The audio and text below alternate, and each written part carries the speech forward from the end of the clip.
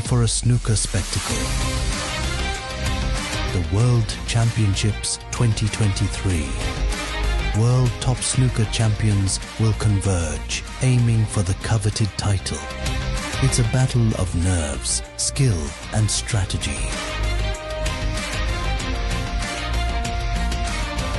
World Championships Qatar 2023, where champions are made and legends are born.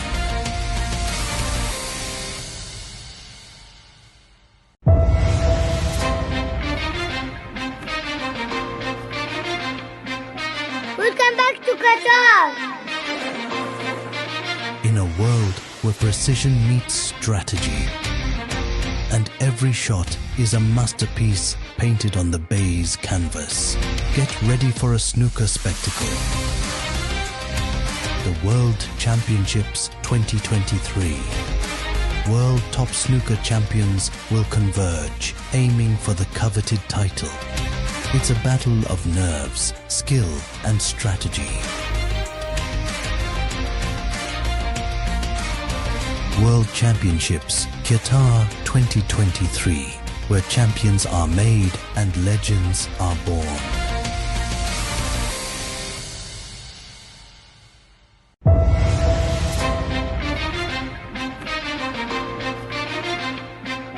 Welcome back to Qatar! In a world where precision meets strategy, and every shot is a masterpiece painted on the baize canvas, get ready for a snooker spectacle. The World Championships 2023. World top snooker champions will converge, aiming for the coveted title. It's a battle of nerves, skill, and strategy. World Championships Qatar 2023, where champions are made and legends are born.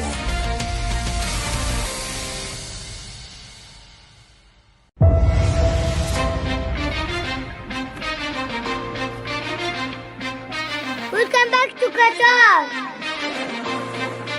In a world where precision meets strategy, and every shot is a masterpiece painted on the baize canvas, get ready for a snooker spectacle. The World Championships 2023.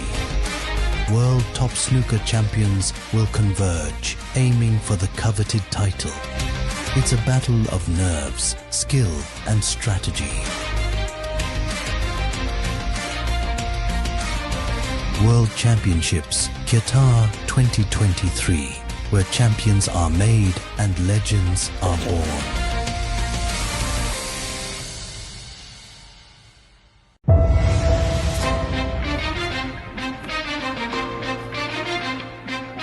Welcome back to Qatar! In a world where precision meets strategy, and every shot is a masterpiece painted on the baize canvas, get ready for a snooker spectacle. Ladies and gentlemen, welcome to the IBSF World Snooker Championships of 2023. Host nation Qatar Doha welcomes the fans in attendance and to the fans around the world. It's the last day today, it's the finals day. On table 2, we got India versus India. Your referee, Hacham Tashram from Monaco. On table 1, we've got Belgium versus Bahrain. Your referee from Iceland, Trygve. Enjoy the show. Let the game begin.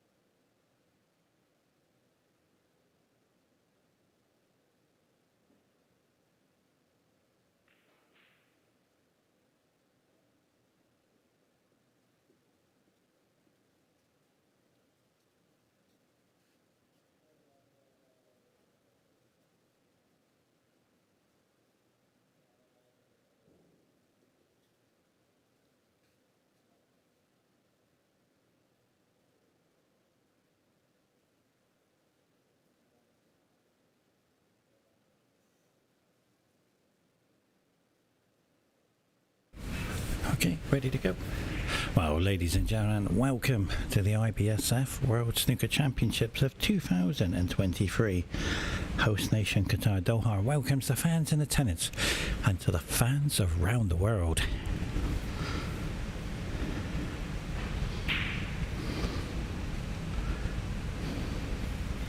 It's finals time, and this is the final of the day. What can I say? It's just been an amazing day today. Bahrain are in the final. It's just amazing. Bahrain have done so well to get here.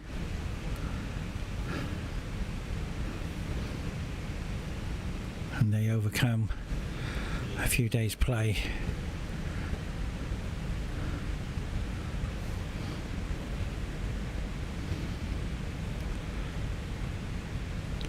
Get to the final.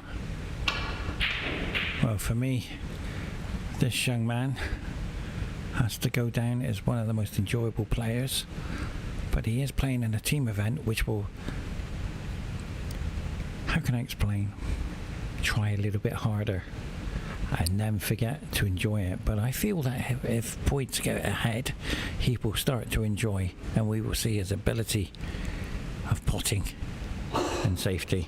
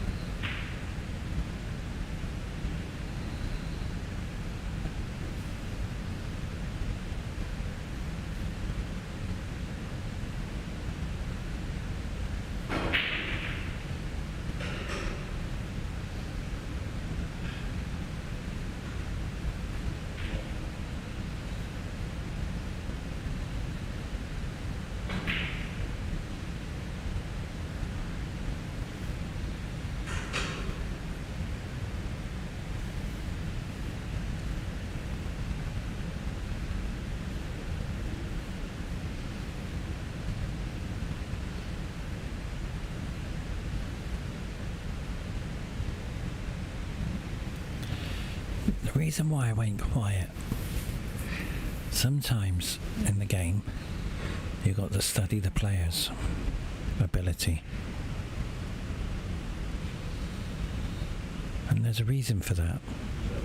These gentlemen have been through an epic battle since 12:30 today, and Team Belgium have only had half an hour's rest. That indicates the strength and the willpower is unbelievable. You cannot get through to a world final if you have not got the ability of the following: stamina, consistency, and the most incredible one of them all, the will power. And that's what we're going to see today. We're not going to be sort of game's over. It's going to be down to willpower. Who wants it more? And this player at the table will go down as an incredible enjoyment player. He's enjoying it. He's having the time of his life. So there's lots going on at the table. But he's got that willpower to win for his teammate. But he knows. Do you see what he's doing there? This is what I'm saying. He's looking at coming in off the red. He has played this shot before and he got it. Watch how he does it. This is called enjoy the game. There it is. And that's what you got to do. The secret in any sport: enjoy the moment.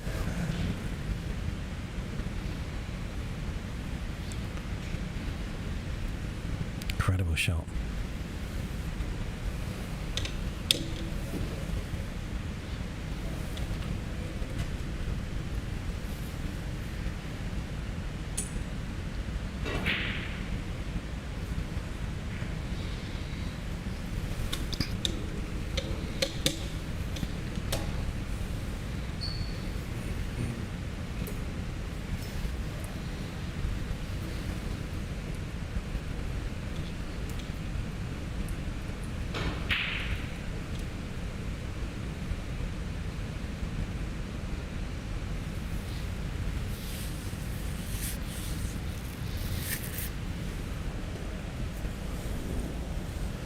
I always find the player who enjoys the occasion is the hardest player to beat.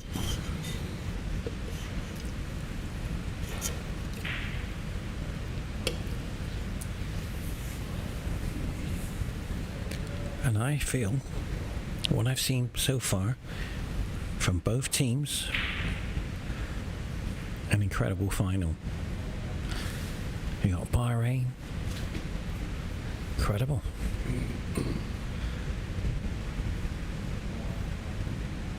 World Masters champion.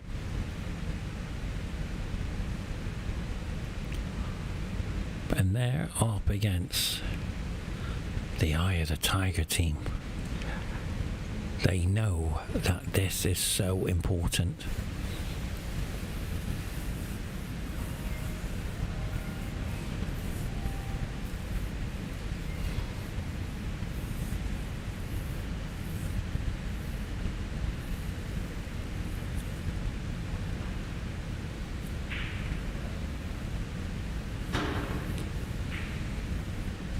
So it's no surprise the tactical battle here is there.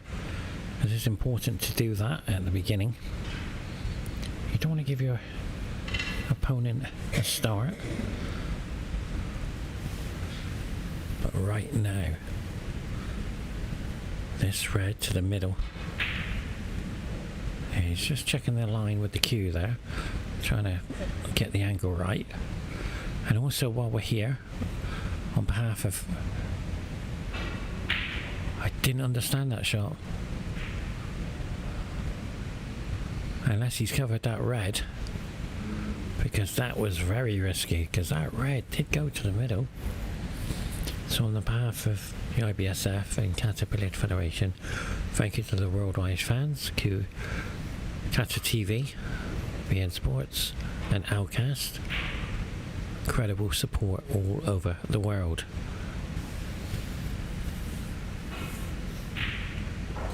That's what I'm saying.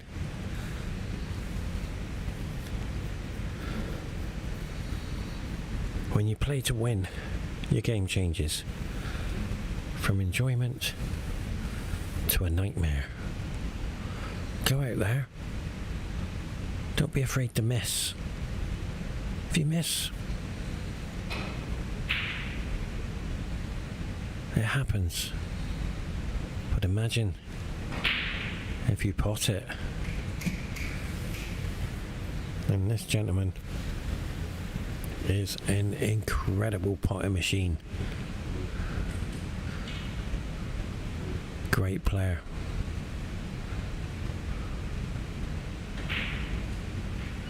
I've seen him play over the week. And also on table 2 is the World Ladies Championship final of the 6 Reds.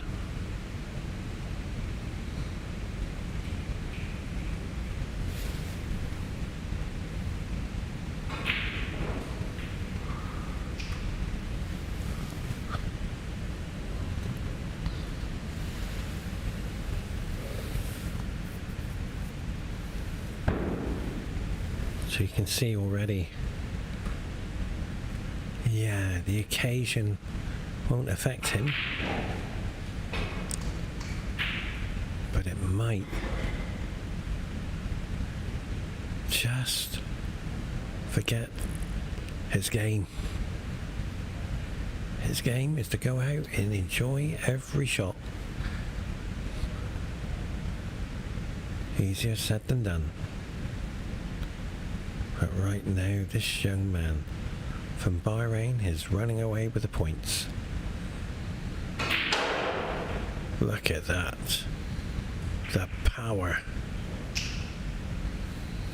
The red does go to the green pocket. I think. I'm not too sure. We haven't got a camera angle. So it mustn't go. So he's going to play safety here. Doesn't want to do too much damage with the opening of the reds.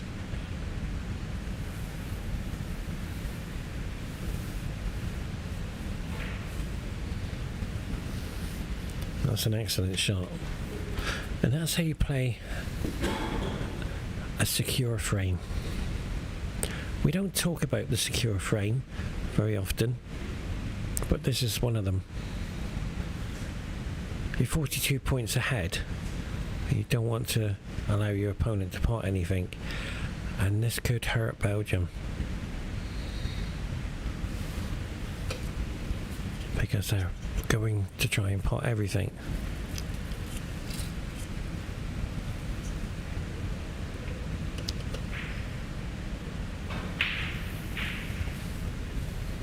And that's the problem. I think the red goes past the green, but it's a high risk shot. Snooker players tend to play the percentage shots to secure the frame. I've learned over from day one to where we are.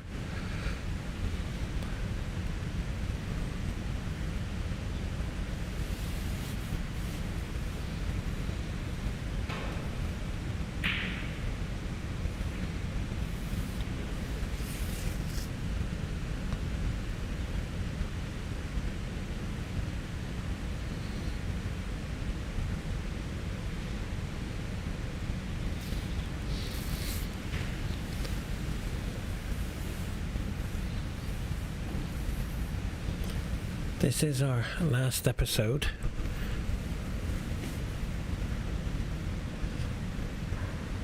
And it's been an amazing 20 days.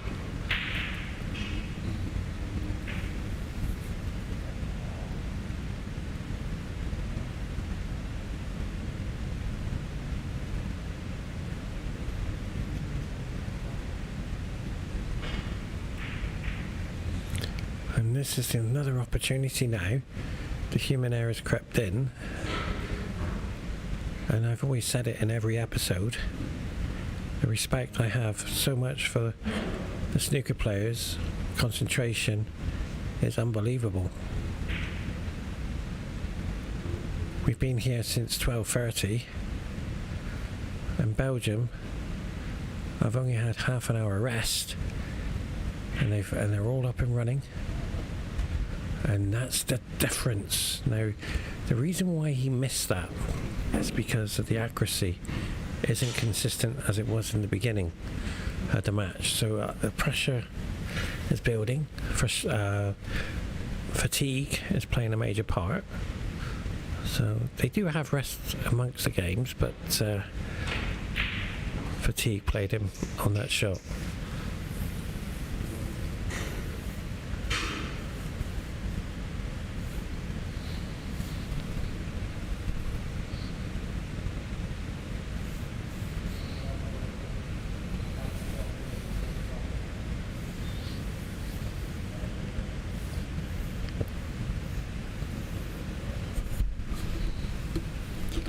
So the pink in the middle, it's a formality. Oh, he's gone for the black. Unfortunately, the angle we have on the cinema screen is completely different. You could put our screen in a football pitch. You could sit outside the stadium and still see the game.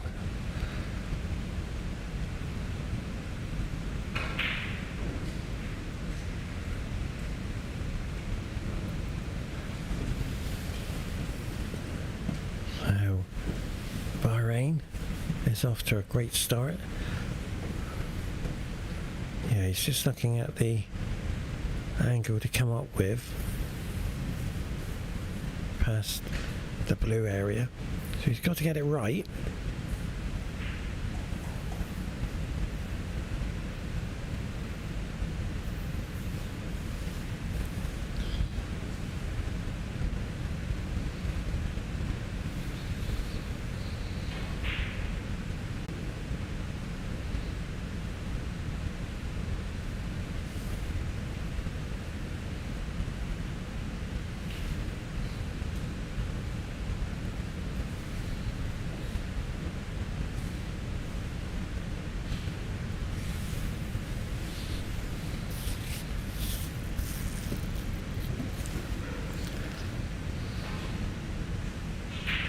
So, containing safety here. I'm not surprised rolling on top of the yellow, making it difficult. But it's always the same, I'm afraid. Negative snooker gives opponents chances. Not all the time, but this is the chance he's been waiting for.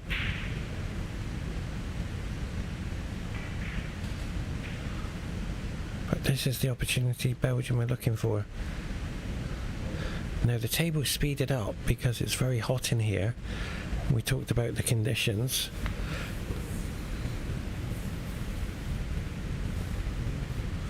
And when I shook hands with Bashar just now, his hand was frozen. So it's very cold in the arena.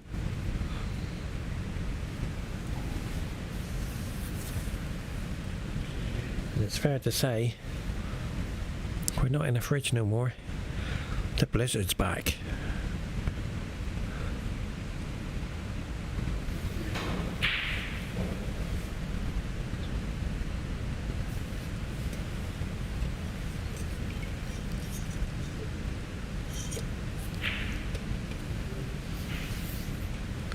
So where's he going with this red then? It must pot.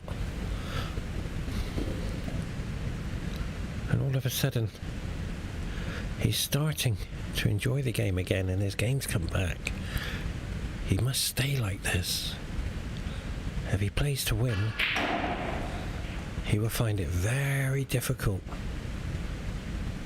because his game refuses all the potting, and his safety tends to be very low par. So when he's enjoying, he's at maximum potting and maximum safety. to maintain that, it's quite simple. Carry on and enjoy the game. So this black to run around to the two reds. That's what he does. He's enjoying it. And that's what he's got to do. Have fun.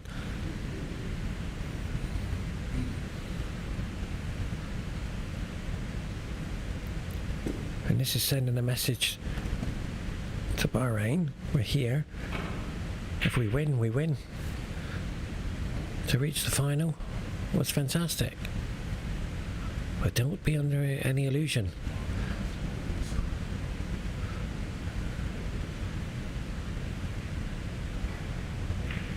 So, has to go behind the black, I'm afraid, for the Belgian fans, and that's the problem. We talked about the weak spots, and that's just the unforced snooker area.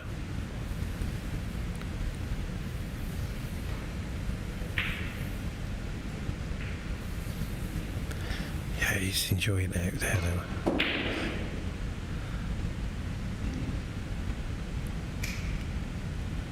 So this red to the corner, which one do you want to take on? The one to the right, green or yellow pocket?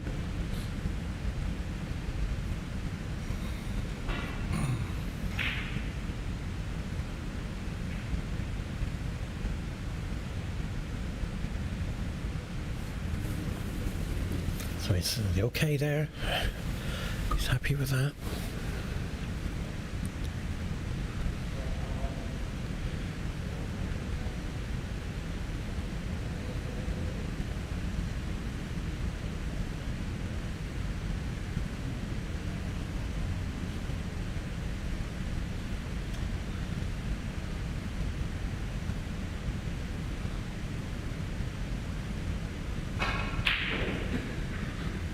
And this red, where will it land?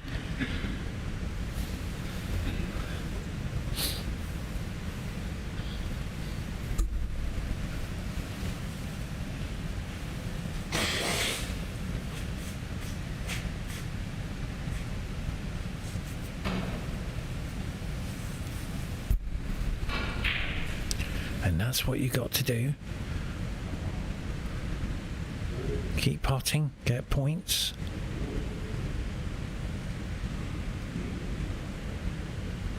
Try not to play negative snooker. Yeah, he's just looking here. Do I take the pink on into the middle?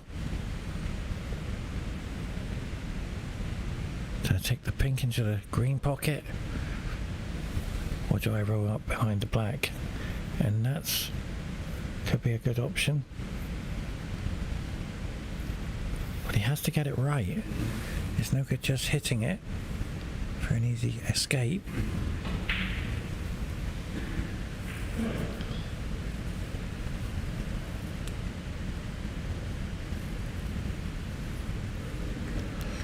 So he's done a very good shot. 17 plays 59.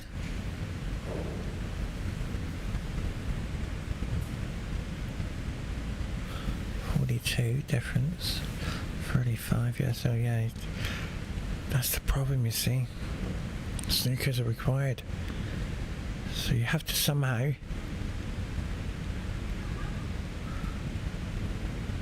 see, I would have took the pink into the corner. Go up for the red, but it's easier said than done, I'm afraid. Not that easy of a game.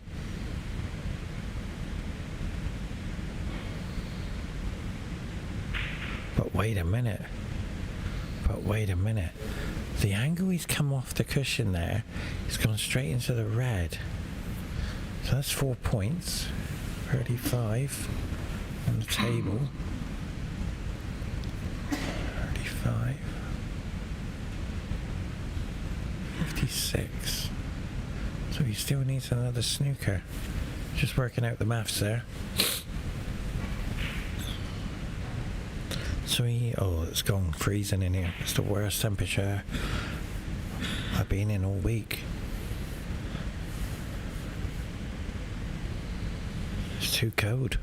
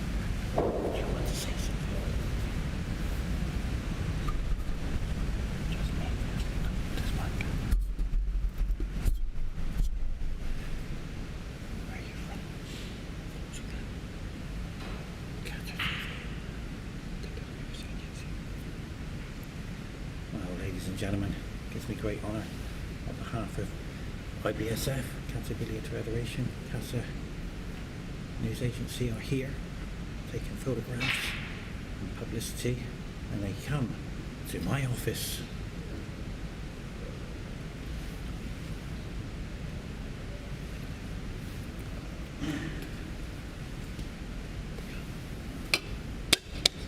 We welcome you.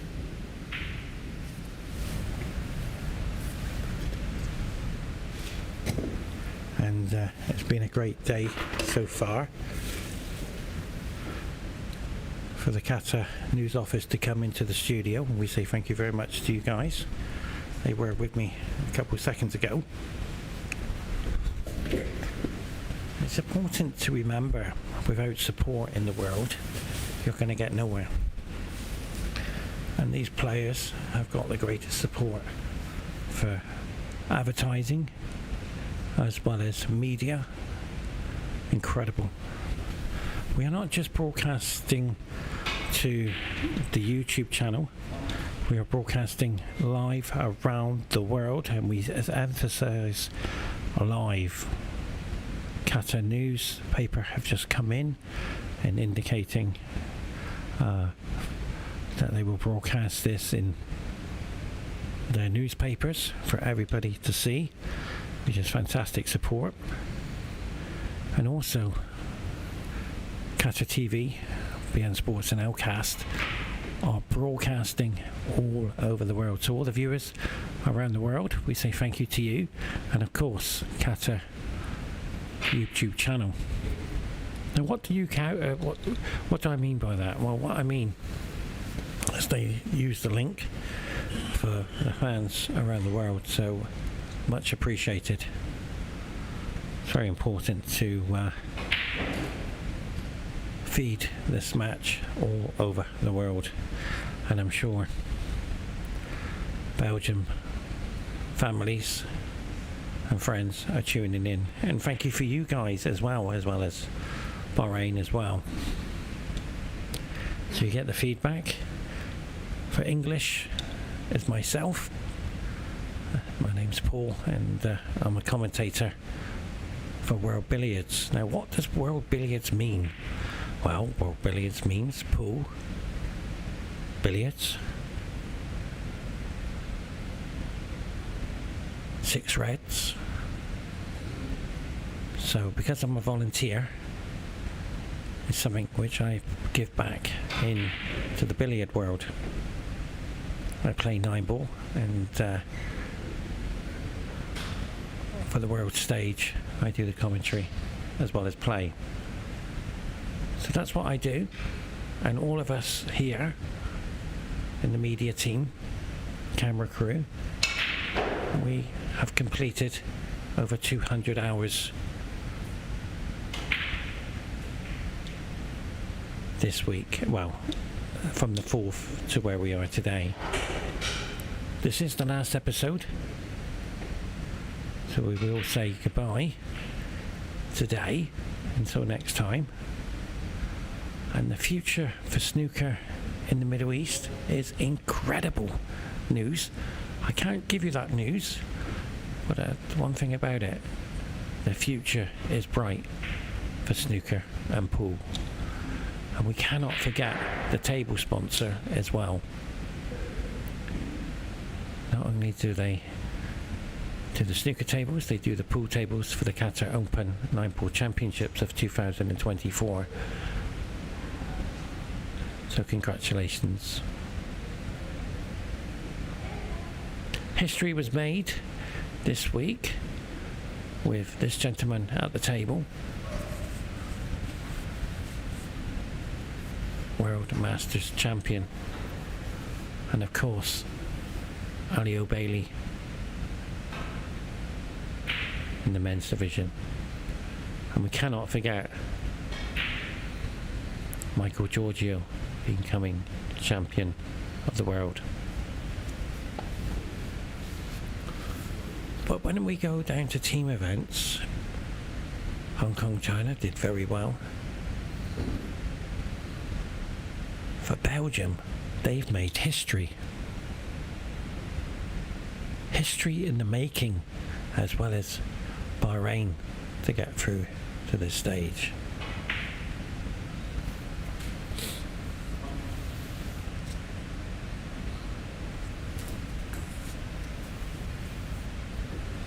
I can confirm the temperature in the room is freezing.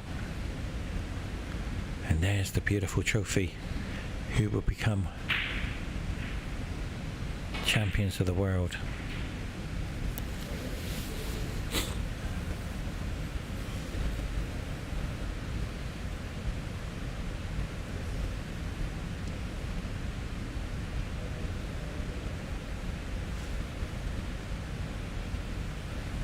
Trophy from Iceland, referee.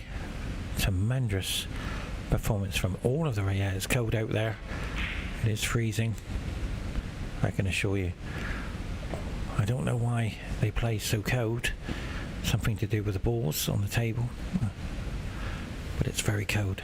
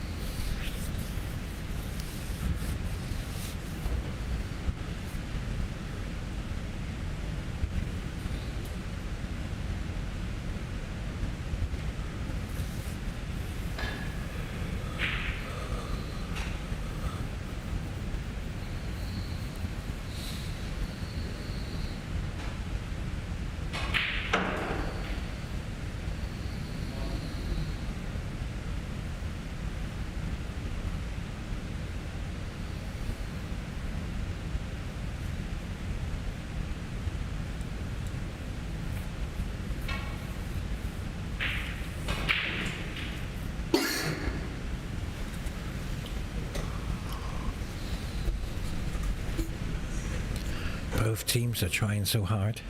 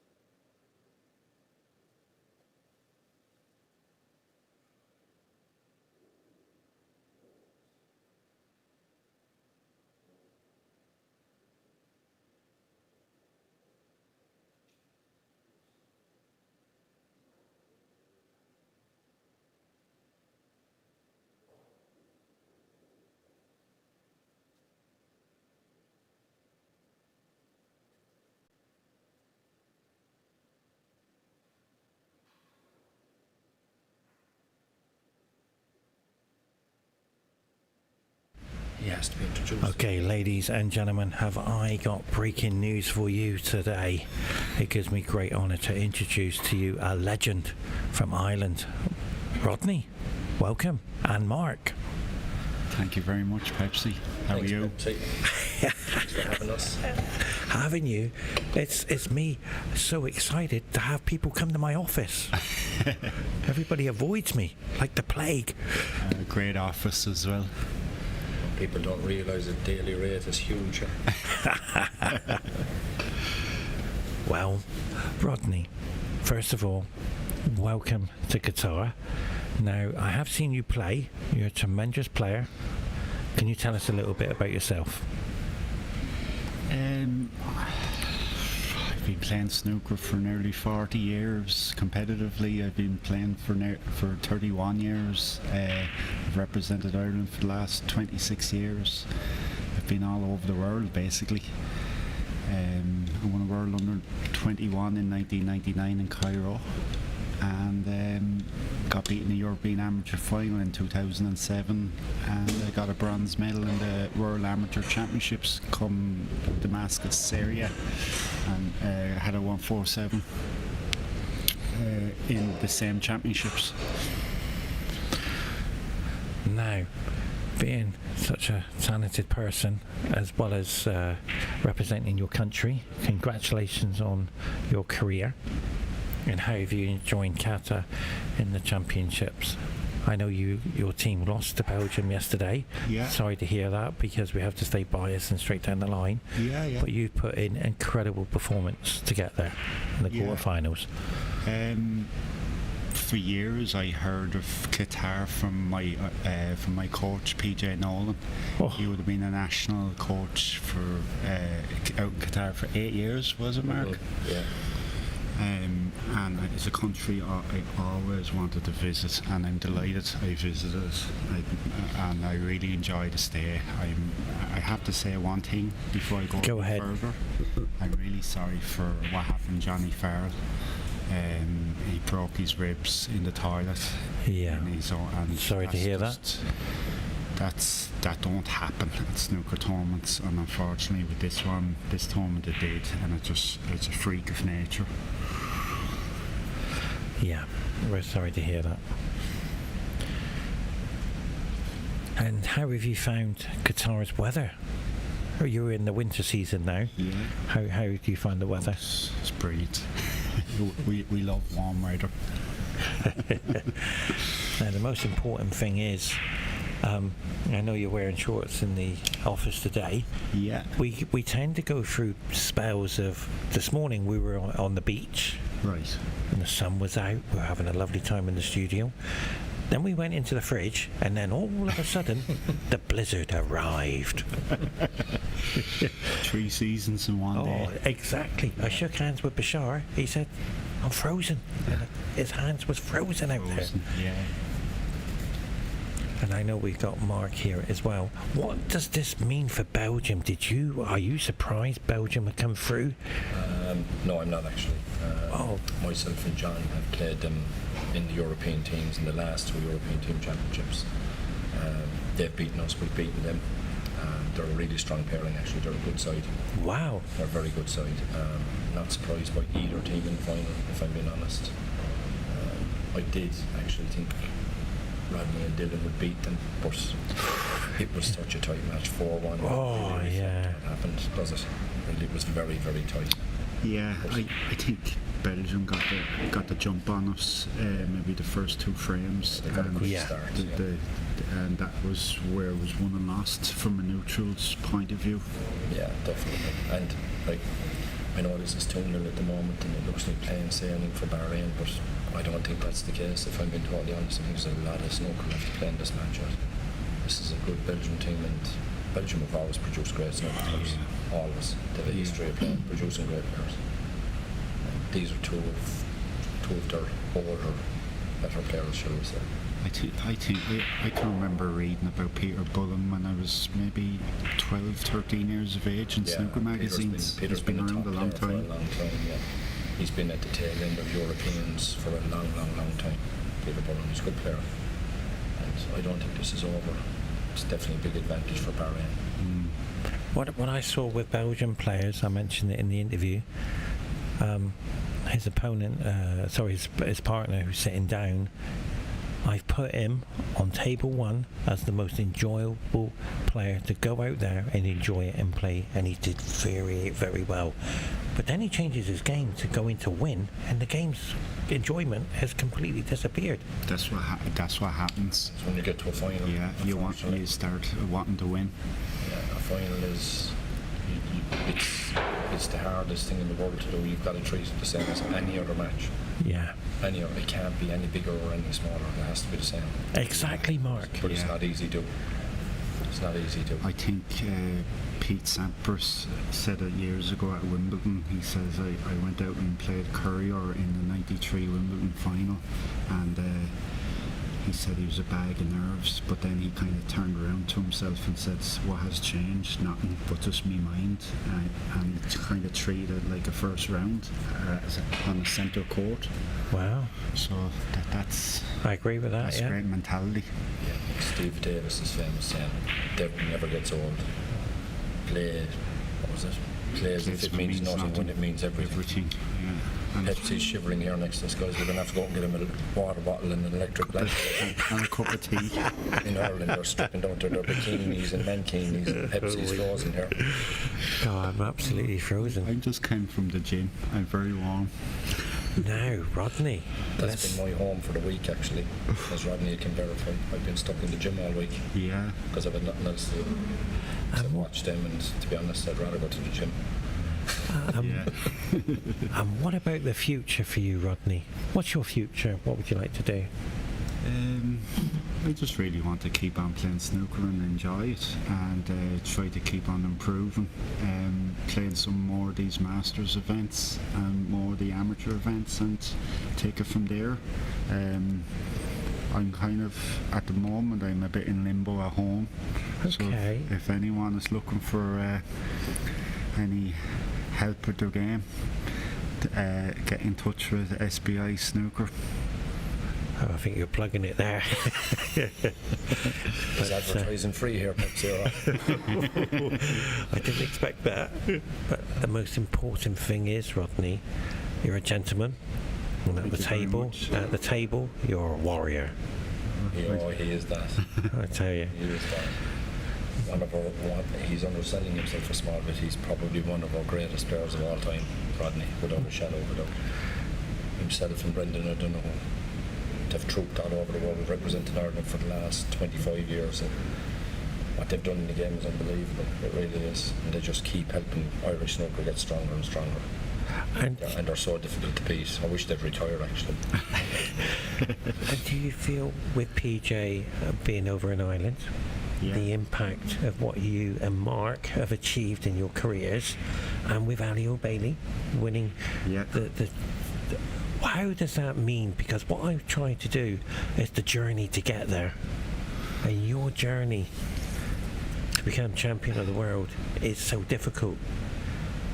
Over to you. Yeah, great question.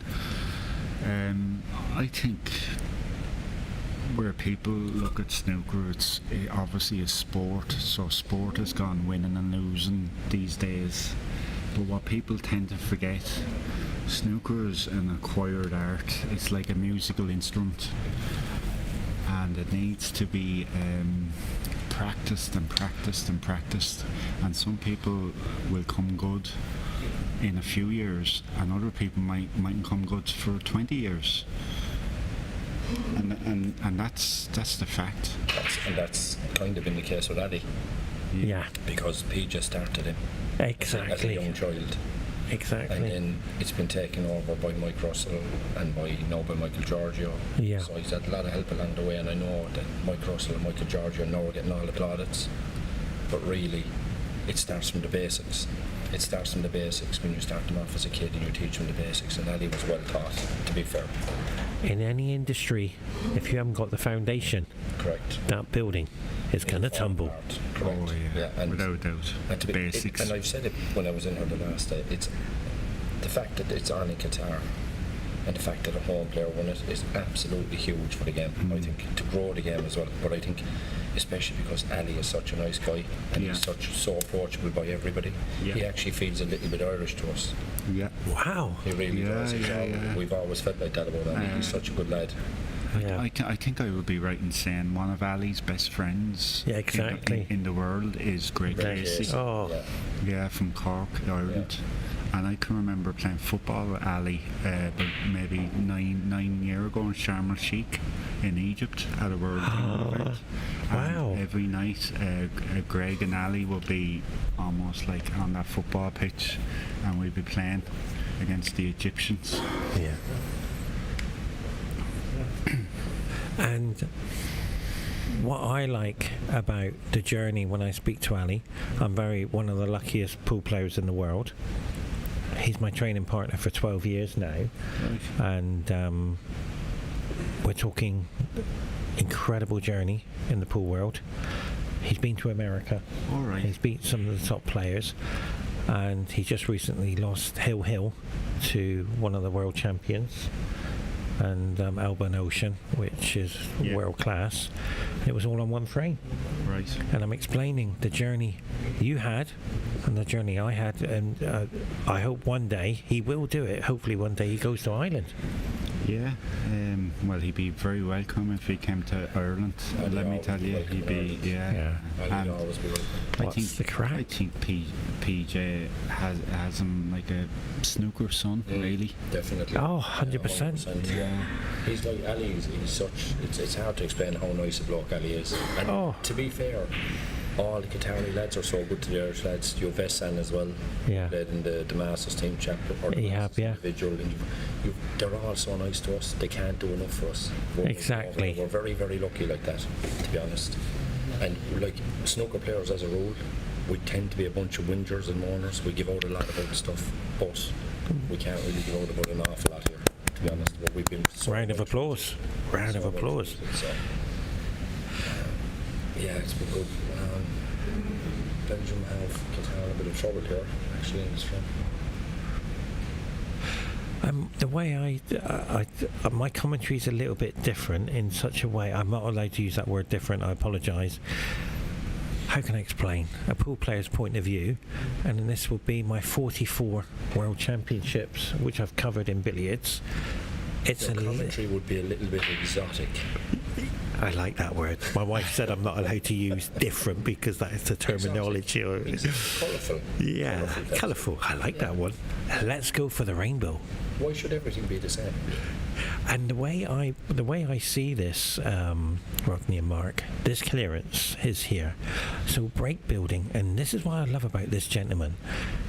Look at this determination and the ability of being confident and enjoying it all in one go. And I don't see this with every player. Every player I've seen on this table, including yourself and your team player, will to win. Yeah.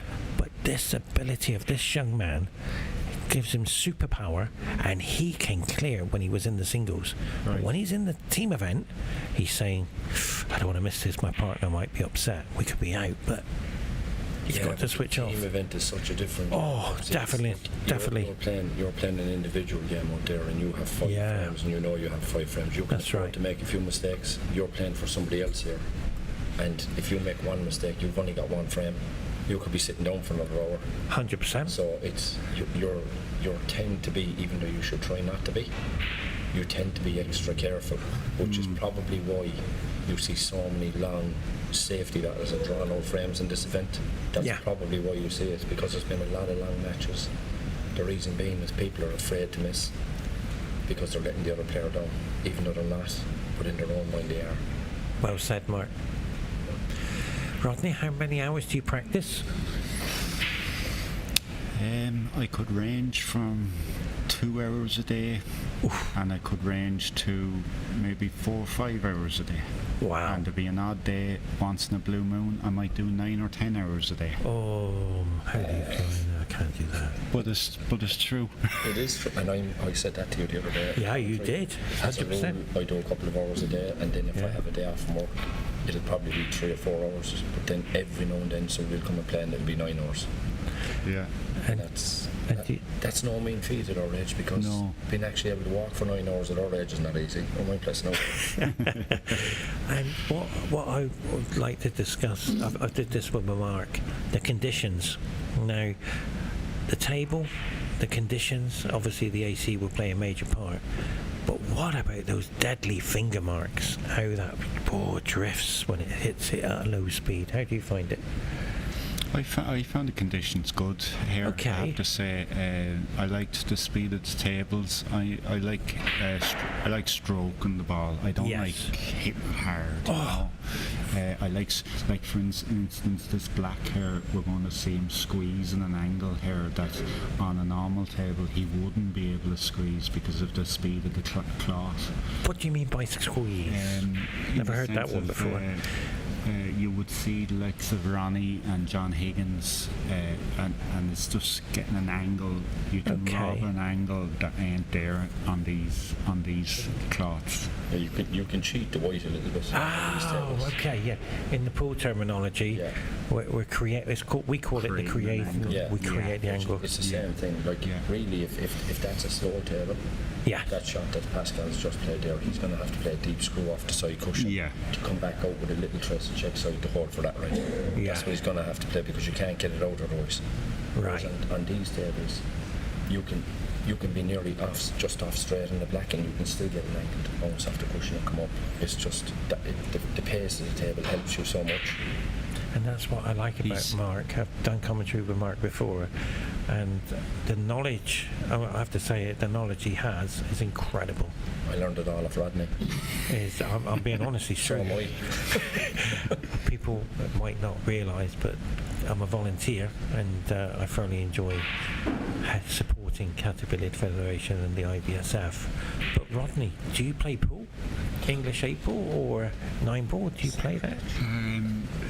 I very rarely play 8 ball English pool. Okay. I do have a great interest in 9 ball pool. Wow. Now I haven't played in it for years. Okay. I'm fascinated, absolutely fascinated with the Filipino Efren Reyes. Yeah, well, if you go YouTube, you can watch Pepsi versus Efren Reyes on YouTube. Enjoy that show. Who won that? Who won that? You have to watch it. Enjoy the show. Come on. I think he's genius. He's awesome. And this is a true story with Efren. His English is better than mine. Okay, that's number one. And when he was at the hotel, as we watched the black knock on the door, he's trying too hard there. That was a nice break, by the way. It was a good break. Yeah, 58. Very good lead here. 50-point lead with 6 reds left. It's put him in a very good position. And this is a true story.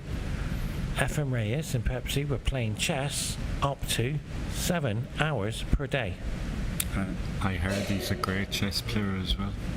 I was playing chess with him every day while he was here in Qatar, and he was here for 7 days. He's just... he just love having me there. I think he's just a fascinating individual. His life story... I think I'm right in saying American businessmen bought a share of him, wow. a handful in the 80s, and he was making so much money for them that he was making a fraction in the 1980s. Wow. I think he was making 80,000 a week for himself, so you can imagine what he was making for the American businessmen. So he bought out a contract and he went to America to play pool. He was fascinated with tournament pool instead of money matches. The American businessmen had him playing for obviously money matches. Yeah, there was £1 million match. So he bought out of contract, and I think that was okay. He went to America, and the Americans knew that there was a new kid on the block. He was Filipino, and you have to understand that there was no internet at that time, so there was no pictures. And he entered the first few tournaments as his best friend's name, Cesar Morales. And Cesar Morales won the first few tournaments, but little did they know the Americans were playing Efren Reyes. Oh, wow. So yeah, that's a true story. Oh. There's knowledge, if you can say it. Yeah, that's a bit of pool knowledge. That's a brilliant shot by Peter Bullen there. He's probably brilliant right into the middle pocket there. That should win him the frame now. We better talk of somebody about the match, I suppose. Yeah. And on table 2, just for everybody watching. Yeah, carry on, Mark. Vidya Pilar Brings us back to her. is 2-1 up, and she's got a 12-point lead with 1 red left. So that's very tight as well between the two Indian players. Actually, the girl Vidya's made a brilliant comeback to her career in the last 2 years. She's been outstanding. Yeah. This young girl in Anumpana has been absolutely outstanding in this tournament. She's a really, really good player to watch. Left-hander. Amazing. Hits the ball Amazing. really good. But Belgium look like going 2-1 here, and it's game on now. Once the score's 2-1, we could be here for another 6 or 7 hours at Pepsi. With Bit you of guys, overtime. there is no door, but you are chained to the They're chairs. not paying us enough to keep us here for that long. Can I just say, Go ahead. obviously I wasn't here 2 weeks ago for the World Amateur Championships, the IBSF, but if there was an award for player of the tournament for what I've seen, and I've only been here for 12 days, I think I would have to give it to Bailey Yalu. I think she's going. I hope she's going to be the next, round of applause. the next superstar in global snooker. Yeah. And I don't mean IBSF snooker. I mean, I think that girl has it. Yeah. And it would be great to see someone new pushing through. Yeah, I think it'd be good for the game if she broke through. We were saying the other day She could be a we'd love to get global a prize for superstar. her to qualify for the Crucible because she's that good. Yeah. She's such a special talent. Yeah. She's got a brilliant way around the table. She's got a lovely smile. She's got an unbelievable technique. Yes. I mean, it's mind-boggling how good the women's techniques are as opposed to the men. The first match. You lose. Yeah. 80 break, and then she wins by the black at the end. Yeah, it was. And who was the first match? Yeah. The final match. 100%. Boyulu versus Anya. I was told that. I don't think that was set up, was it? No. No, not at all. No. But do you know what I like about your knowledge? When you play in a tournament, in the pool world, we don't know what's happening for the draw and everything. But what I'm explaining, you knew the outcome before the tournament started. Well, Yeah. Because you just caught it. yeah, but you're like that's not a far-fetched call. Let's be honest. That No. could be Boyulu and Anya in the final. That's not a far-fetched call. That's an odds-on final. And no disrespect to any other players in that tournament. Top players like you could.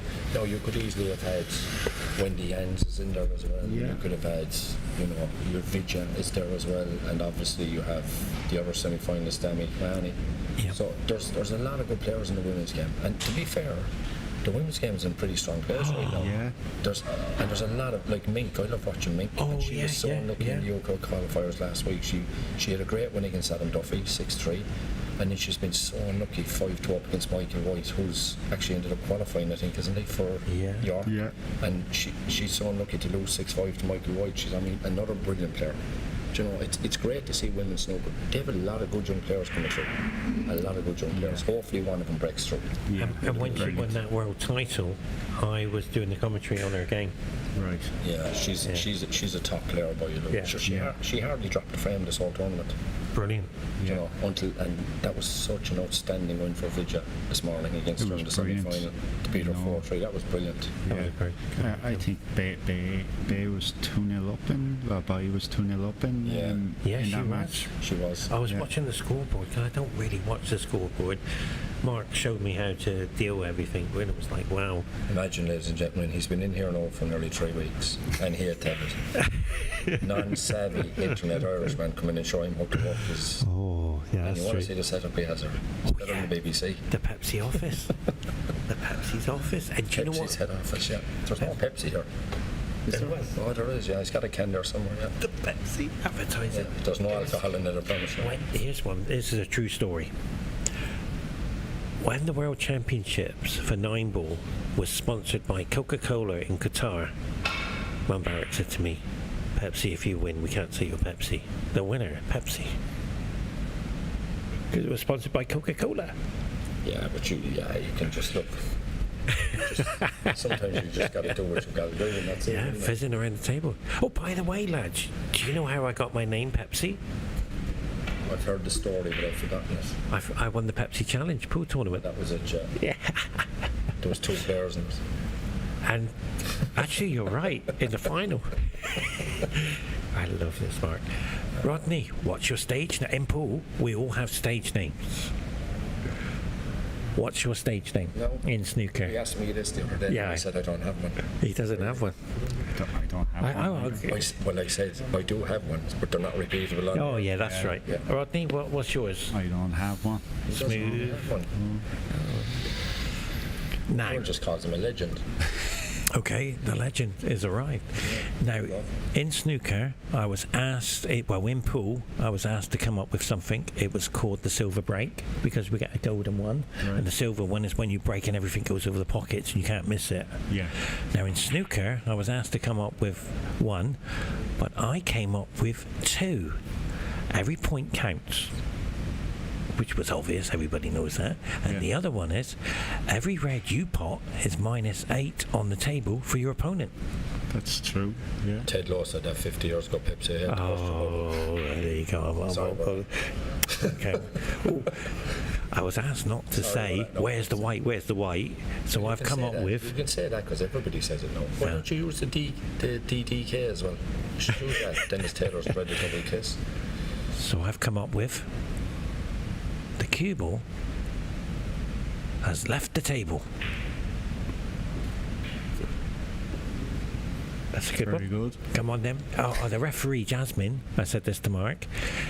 She said, Paul, I'm going to give you some advice. I said, oh, that's brilliant. She said, It got a bit hard. there's a yellow pocket and a green pocket. The ball goes to the green pocket and the yellow pocket.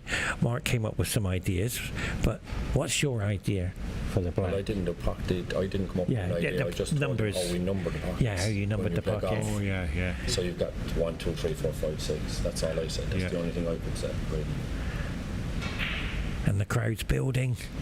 They know. This is an important visit. This is a huge visit, yeah. That wasn't the best shot by Pascal there. He hit it a little bit hard going to the side of the roads. But An important frame here.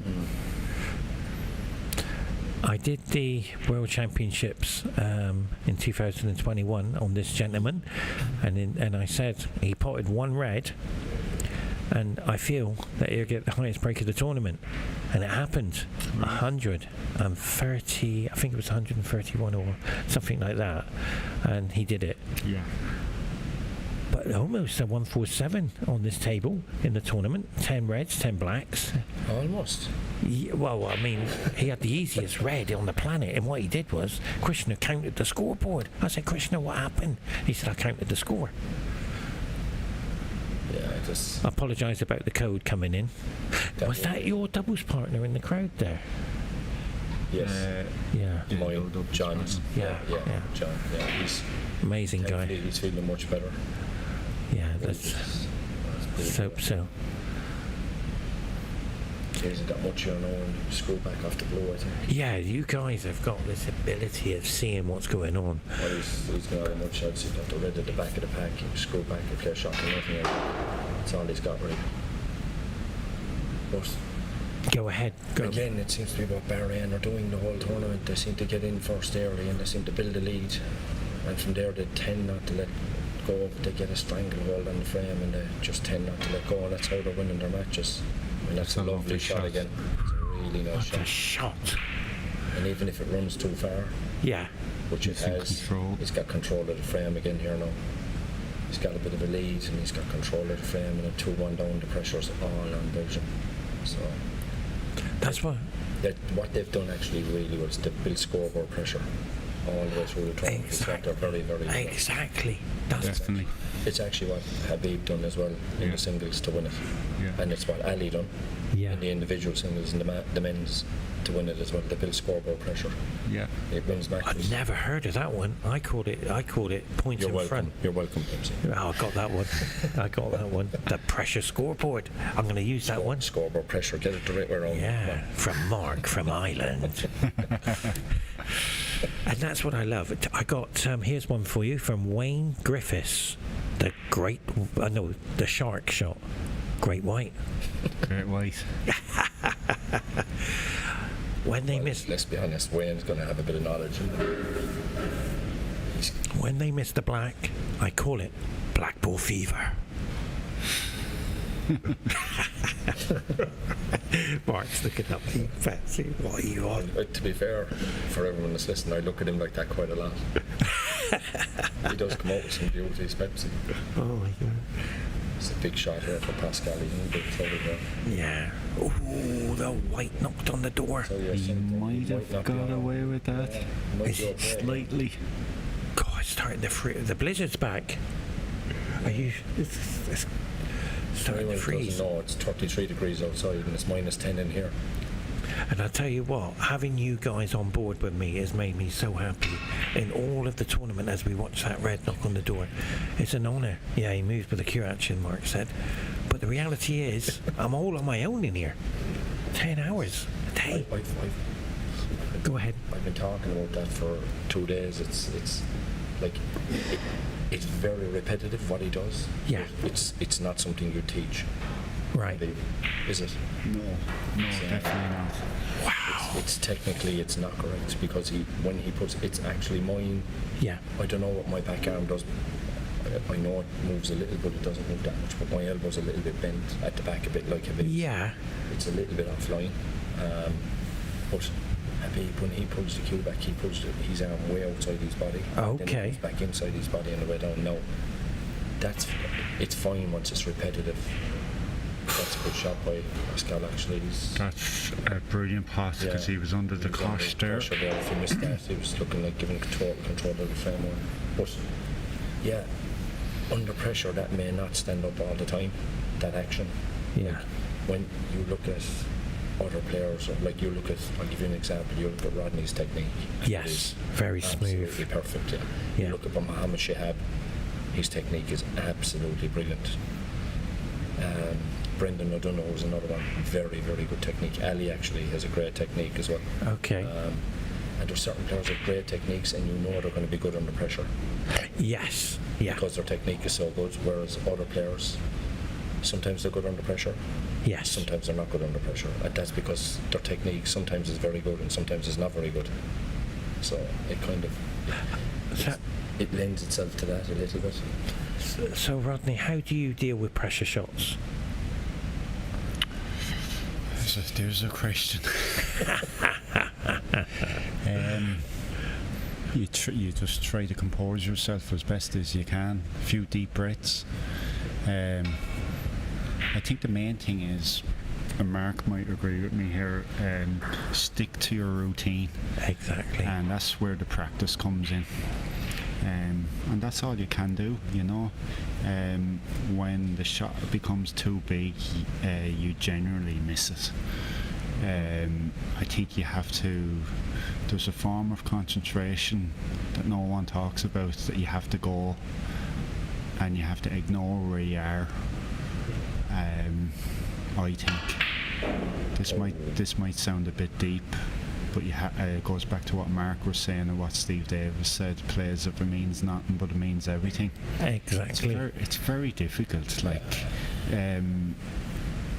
for instance, I was under pressure there yesterday, but I wasn't shaking. But yes, in my system, I was nervous. How do you practice that?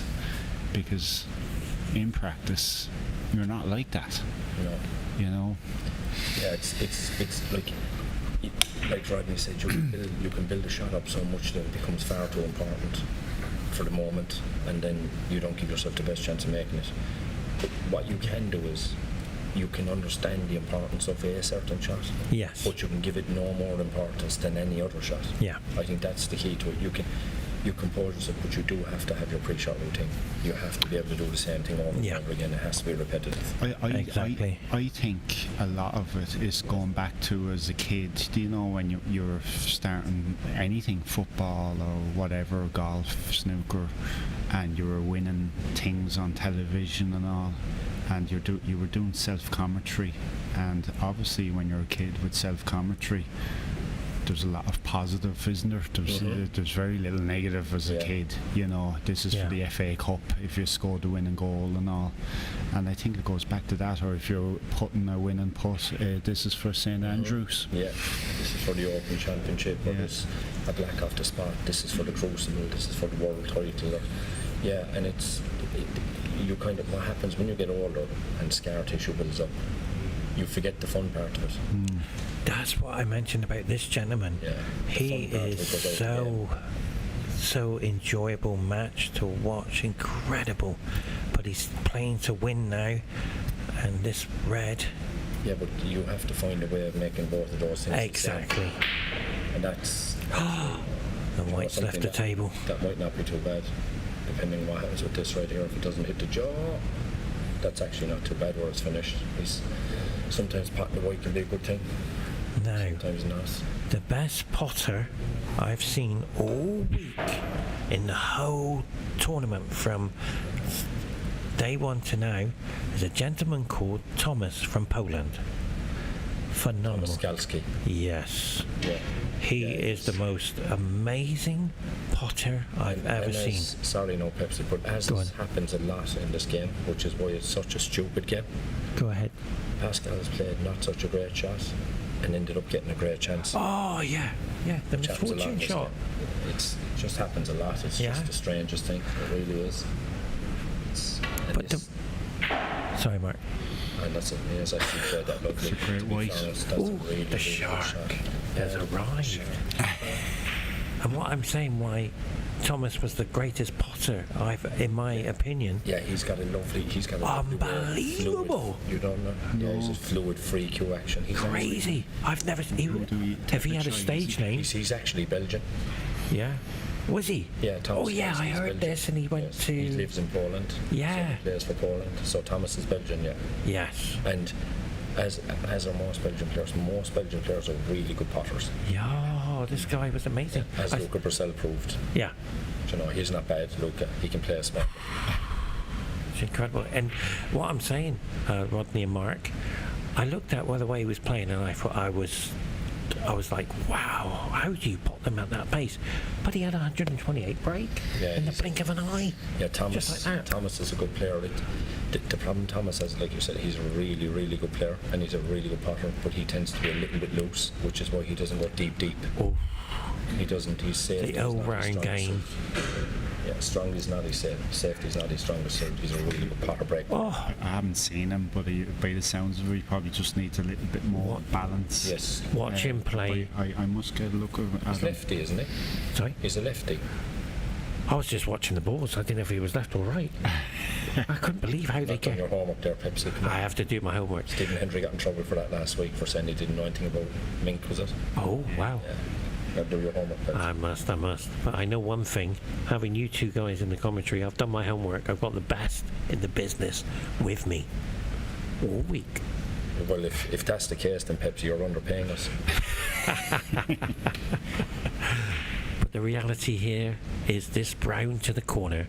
This is how I see it, Rodney and Mark. Brown to the corner, come down for the red.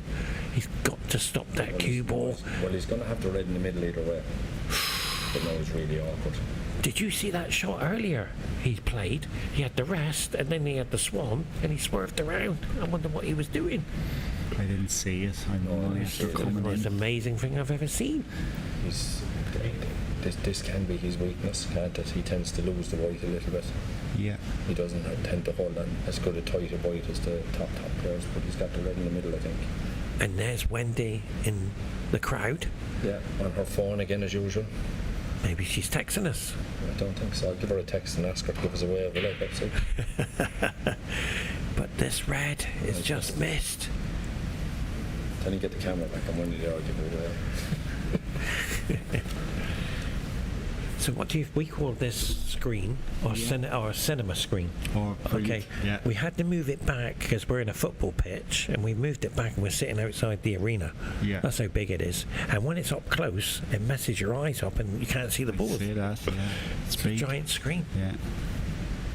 And Rodney, when I started, because I'm a volunteer commentator, when I started, it was just with an iPhone. Wow. 12 years ago. Wow. Yeah, and that's all I had. And I went to the federation and asked, could I support the players? And they said, of course. So I did. Hello, ladies and gentlemen. I'm with Ralph Souke and all the top players in the pool because they love me anyway. And then I got an iPad, and I went from an iPad, and Abdullah, who is the head of the media, and he's just been he's a professional media person, and he's put a studio together, and here we are for the last couple of years. So, and it all happened because of Abdullah. You've come a big way. Yeah. From an iPhone. And then the other thing is, which people don't understand, being a world billiards commentator gets me into the TV channels, which is Outcast, BN Sports, Qatar TV. So we go to their studios and have a headset and all professionally done. And because we can feed the link, they can feed from us, and that's why we're broadcasting with their channels. Very good. So you have English and you have Arabic. So when are we getting our contracts for being? I don't know. When are we coming out to this or When is the next Snooker Come on, Pepsi. What's going on? Unbelievable. I'm just a volunteer. Come on, you can't keep it all to yourself. Oh, He's got a very good white here, though. Oh, it's incredible. I tell you now, the next scoring visit, this is important. This next scoring visit. He's got a chance here, actually, Pascal, to put him in a lot of trouble. He could hit that way, couldn't he? Onto the other one, hadn't he? Yeah. The middle and screw back and behind the blue. Mark's pointing to where we're going. He does this. He's looking at going in the middle. Yeah, I think he's going to screw back as well. Screw back, get a and good get a great white. Yeah. No, I read. The shark, as Pepsi likes to call the it. shark. Yeah, Wayne Griffiths, ladies and gentlemen. The shark. He's missed it. The cannon. But he might get it on the way back. Oh no, this is bad. Oh, he's been Where's the red? Where's the red? Yeah, It he won't be work. taking this on. No. No way. No chance. These pockets are too tight along the cushion to take that on. Just on table 2. Yeah, carry on. Vidya's gone 3-1 up. There's 1 red left on the table and she's 6 ahead. Wow. So. Oh, he's potted it. Strong. Oh my God, he has as well. Where did he pot that? I missed it. Oh, we just rewind. He went into the left middle. Oh, he sloped it then. Yeah. He didn't pot it, Pepsi. Oh, He okay. sloped it. Yeah, the fluke. The good fortune shot. Is he taking this? So- He's got to play the snooker there, isn't he? Mark, your cue. Let's have a little look about talk about your cue. Are you on an 8mm, 9mm? My cue is 57.5 inches long. It is 18.5 ounces in weight, and it's got a 9.5 titanium ferrule. Wow. And Rodney? My cue is 6-year-old. It has a 10mm brass ferrule, and I think it's, as far as I know, it's 57 inches. Wow. That's a great escape from that was Parma. There, a slight chance for VJ to win. Oh, to Vidya's in finish here, this. Going back, it's a maple cue actually. Maple, lovely. Yeah. It's made by a local man from where I am from, A&R Q. Okay. A&R Qs. And mine's made by Ton Maximus in Thailand. Okay. What do you play with, Pepsi? In ball pool Yeah, scenario? in snooker, I have incredible E.J. Riley. All right. One okay. piece. Very Okay. good. How old is that? I think it's in the 70s. Okay. Oh, 70, very good. between Similar 60 and to you then. 70 years. Actually, you're right. Yeah, it's just a guess, you know. No, I had Fair, you look good for 60. Thank you very much. All right. I had my snooker cue was one of the most complex cues in the world, made by John Parrish. Right. It was the Pepsi cue, specially made. Is that snooker or pool? Snooker. Okay. And it was you could adapt it to pool as well because the whole half of the shaft was all veneers. Yeah, this So is it was a all big visit now. All veneers, but I had it stolen. All right. So, but you're right, Mark. What a great shot that is. Yeah, it is, and he's got a good chance now because he's got the 2 reds here on the board going to the middle pocket, I think. Which I'm not sure, is that what he's going to play for? No, he's gone deep here. And he's a lovely person. They all are. He's played that nicely, actually. He's played that really well. Habib is a lovely lad. Yeah. I know Habib for a good few years. Yes. He's classy, you know. He was crying. Classy on the table and classy. Joy to win that title. It looks quite tight, actually. I think it goes, though. It's a good pot. It's a What good a chance. shot. It's a really good chance to go 3-1 up here. This is massive. Yeah. Belgium could be in a bit of trouble here now if they go 3-1 down, to be honest. Great effort here. As we watch now, the Reds slipping away. Bahrain are getting closer. We call it in pool, the hill. Just got word back from Wendy Jans. Get her up in the camera there. She said she hasn't got time to wave. She said she's hoping this finishes fairly quick because they have a flight to catch. She said she's looking at flights online in case they have to change. I don't know if she's listening. Wendy, are you listening? I like Wendy. I have commentated on her performance in tournaments before, so I'm very lucky. Wendy's an outstanding, so she's a lovely person, but she's an outstanding snooker player. She really is. Lovely person to get on with. She's won a lot as well. I think. Sure what he's played for here. Has he played for a plant? Is that right? Go. I think he's going to play the plant and put the white down by the green. Yeah. So he's got a 38 point lead, so he only needs the red. And it is cold in the arena. Yeah. Oh, he's overcut it. But where's the white? No. He's definitely covered it on, I think, by the bottom right pocket, isn't it? But I think he has. But to be fair, if you wanted somebody to pot this red, you'd probably ask Pascal to do it because he's a good single ball potter. Yes. So And the passion on this shot. Passion doesn't get this in the Pole Pepsi. This is technique. Oh wow. He's going to have to cue this.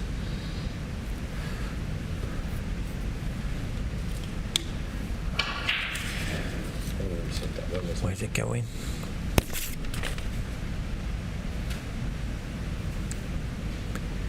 Yeah, that looks like he's left it up. What does this mean to Belgium if they should win this championship, Mark? You go first. Well, it would be huge because whilst they do have a lot of good players and they do get to the tail end, they don't win a whole pile at international level. I mean, it's been a long time since they've won anything right in it. Big time. So, and big time. at the moment, Belgian snooker's on the crest of a wave with Luca Brissell winning the World Championship. They've got two great young kids coming through. They've got Julian Leclerc and Ben Mertens. Yes. Really good young players. So if they were to win this, it's just another boost, and it's another huge boost on the way. But they're a long way from doing that at the moment. 3-1 down to Bahrain and against the Bahrain team, one is the individual champion. It's not going to be easy. No. Yeah, that's conceded that frame there 3-1. So I had my pool coach with me in the commentary and we were talking about Belgium. The standard of billiards over there is incredible. yeah, One of the sports in general, I think, over there. do you play free cushion billiards? No. Is that a game you would like to play? In the continent, three cushion billiards is very popular. Yes. What we tend to play is, if you do play billiards, we would play English billiards. Yes. Yeah. But on the continent, they would play three cushion billiards. France, Belgium, very popular. Yeah. Three cushion billiards. We had, I've never played, I won a pool competition and it was prize money and a holiday to Georgia. Very good. And I had a surprise. I had to go over and do, I had to take the locals on, but they didn't allow women in the club. Right. So it was a bit of a weird one, but my wife was in the hotel room or whatever. I'm explaining. Then they gave me a special prize. I went to just outside the border of Russia, and I played Russian billiards. that looks a really tight table. It's all over. 10 minutes. Tight. And I said, I'm ever so sorry. They said, Paul, don't worry, we'll be fine. I said, I can't play the game. Yeah. I can't hit the ball. It doesn't go in the pocket. It's 15 whites for anyone that don't know, and it's a red ball. Yeah.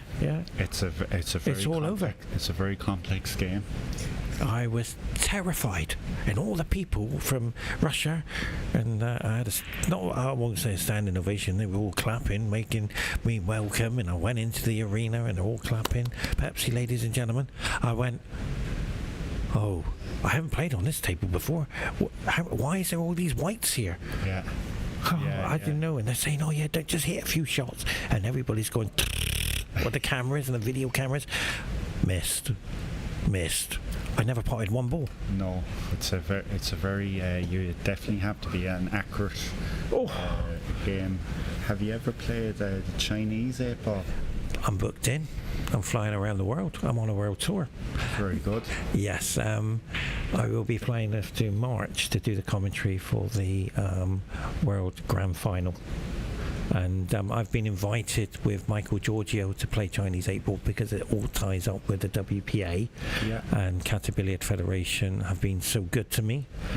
They've been over here. I've had dinner, so I'm all booked in. I've got my T-shirt, the world tour. So I'm on a world tour at the moment doing commentary, but I'm not very good at snooker, but I do try. Like I said, not many. You're the only people who really come in with me. What we're trying to do, players are terrified of coming into the commentary.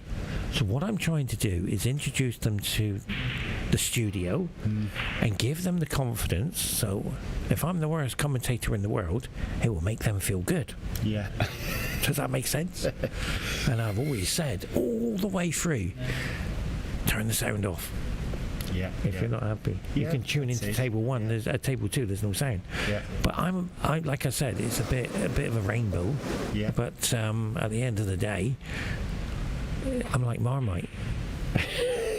I wouldn't say that. Oh, that's okay. So it's a pool player's point of view how to play snooker, and this Chinese 8-ball is the future, and you never know what's happening in the Middle East. I can't say too much, but you never know. You just never know. It's there'll be always games, won't it? There'll be always different type of games will spring out from here or there. Like, for instance, who 10 years ago would have thought China would have took the 8-ball pool? Yeah. You know? And look at the table and all. It's meant to be like a Riley aristocrat snooker table. Yes. Who would have thought that would have came off? But it's getting pulled off. I'm going to give you an example. I come from an English 8-ball world. I used to play for Devon. I've won a few pool tournaments in the singles. But who would have thought a pool ball was smaller than the object balls, all because it has to come out of the chute. So that white in an English pool table is so small, it's very hard to control. But what they did was they experimented the same size cue ball as the object balls. But it never came into play because the players complained that they couldn't control the white. That's mad. And if there's a snooker player, any snooker player out there that go on to an English 8-ball pool, they will easily identify with the white ball, saying exactly, it's very hard to control and it's a different control. I can tell you this, English 8-ball pool, it's the only cue sport that the cue ball is smaller. Yes, you're right. Than the object ball. Yes. And there's another thing.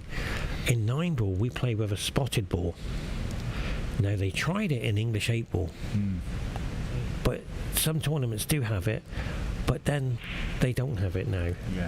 So, and you're right. I was on a holiday in Sri Lanka, and my wife took me to Sri Lanka. We were in this hotel. It was Scottish and English hotel, and they said, we have a snooker table. And my wife said, okay, we're going to have a game of snooker. So they set the balls up, and I said, what balls are they? I've never seen them before. He said, ivory balls. All right, ivories. And I said, oh. That's a long time ago. What? Yeah. Snooker has been played with ivories. So I said, oh, I've never played with that. So he got the cue out. There was no Farrell. It was just a leather tip. Leather tip on the wood. And the whole, I give you my word, the whole cue I rolled on the table. And I said, the table's warped. He said, no, it's the cue. It was the cue it was rolling. So anyway. Must have been an old table. Oh, it was very old. And there I am. Then he turns the lights on. I said, we have to go now. They were gas lights. Wow. I said, I can't handle the gas. But I hit the cue ball a few times. It was like hitting an egg. It didn't roll. Yeah. It didn't roll right. Yeah. It was like... And like it's that. very hard to screw back with ivories as I couldn't even hit the white. Yeah. So anyway, it was we just had a lovely time there. But, and just going back to the game there. Definitely. The second last shot there, or the last shot with Peter with the blue into the middle, that was an interesting shot he's just done. He's played for a loose red. I think, and there we see the difference. I think if Peter was practicing or playing this match by himself, I think he would easily go into that pack of reds. But 3-1 down, you're trying to keep the game alive. Definitely. And it's an interesting concept. I definitely thought Peter probably should have went into the pack there. And try to get a bit of momentum going. Exactly. And your knowledge on this snooker game is so advanced because of your years of experience. And if you did the commentary on the pool, how I see it is completely how I would play the shot, and you're coming in how you play the shot, and that's why we got different terminologies, which is fantastic. And as you see, the crowd is built up there. Incredible atmosphere. And there's Pat there, Pat Mooney, refereed his first World Championships. Yeah. So congratulations to the referee. And there's the beautiful trophy. We're going to try and get the camera. There it is, the trophy. It's a nice trophy. It's a beautiful trophy. Beautiful trophy.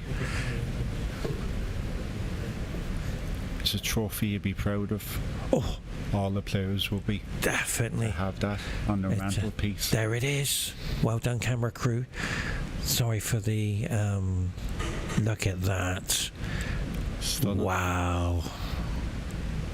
Beautiful, Rodney. Wasn't that lovely? On your mantelpiece one day? It would be nice, wouldn't it? Yeah. Nice to have that on your mantelpiece. Pepsi. Oh. I got one a little bit smaller than that for winning the Old Man 9-Ball Championships back in 2018. I've won lots of club championships in the Middle East. I have a title, Europe's most successful pool player. Wow. Winning over 200 club championships. When did you go to the 9-ball? When did you start playing? Oh, great question. I played in Plymouth. It was the first 9-ball tournament ever, and I did a show with a gentleman called Mike Massey. Oh, Mike Massey, trick shot artist. Yeah, because he was supposed to do some trick shots. Yeah.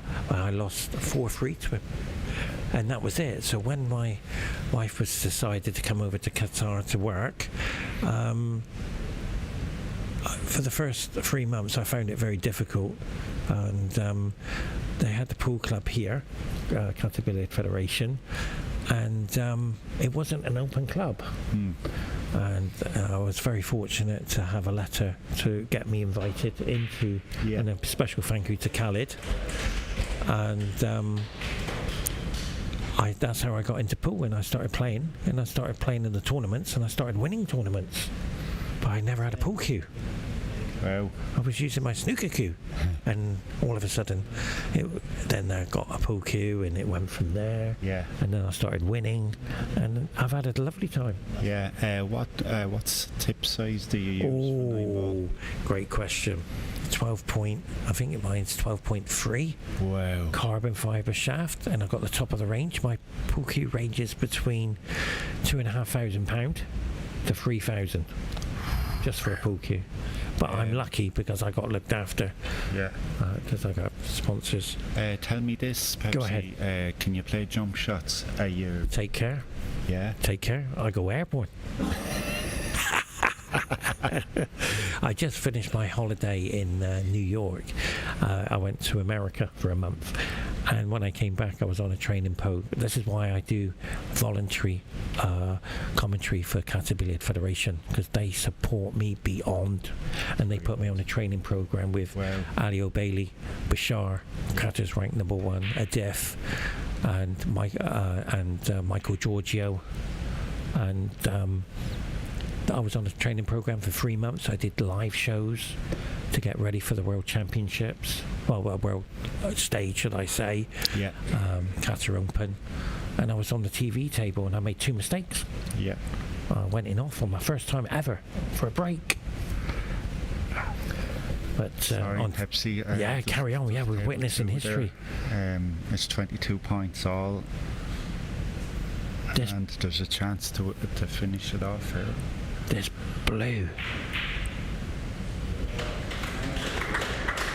So that's a bit of history for you, but we're watching this blue now. Yeah. Lovely lady.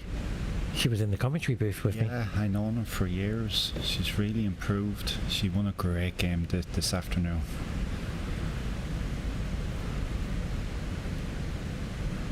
That's a great shot. So there's Pink to be crowned champion of the world.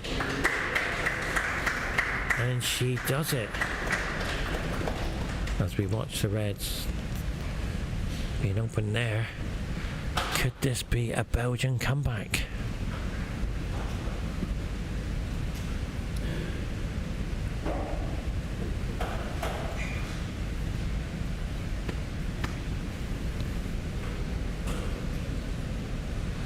Yep. Lovely stroke. Well done. Champion of the world. Champion of the world. And kept to her technique as well. Yes. Yeah. But brilliant day of snooker. It's incredible.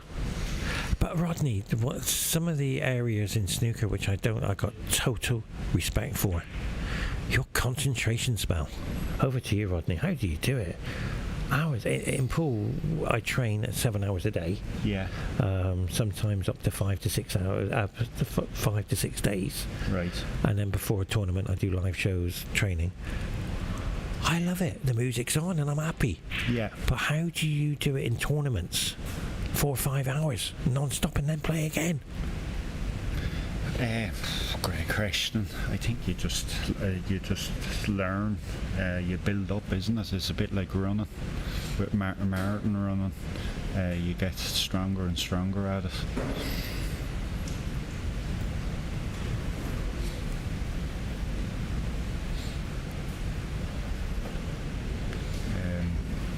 Concentration. It's a weird animal. Yeah. And that's what you train for. You train your mind and body and fitness. Yeah, well, you can train your physical fitness, but in the sense of there's a term called snooker fitness, and the only way you can get snooker fitness is by practicing and your concentration. For instance, Alex Higgins and Jimmy White, they wouldn't have had physical fitness. Wow. Being great physical fitness, but if you ask the two boys to practice for 12 hours a day, they will be able to practice 12 hours a day. Wow. And we talk about practice, we talk about quality. Says, is there a plant here? Is that a plant? We're looking. It is. Yeah, so what I'm saying about practice, quality practice, do you prefer practicing on your own routines, or do you practice with someone? A bit of both. I like kind of 50% either way, solo and practicing with someone. I find when I practice with someone, if I do any mistakes, I can go back and solo practice them.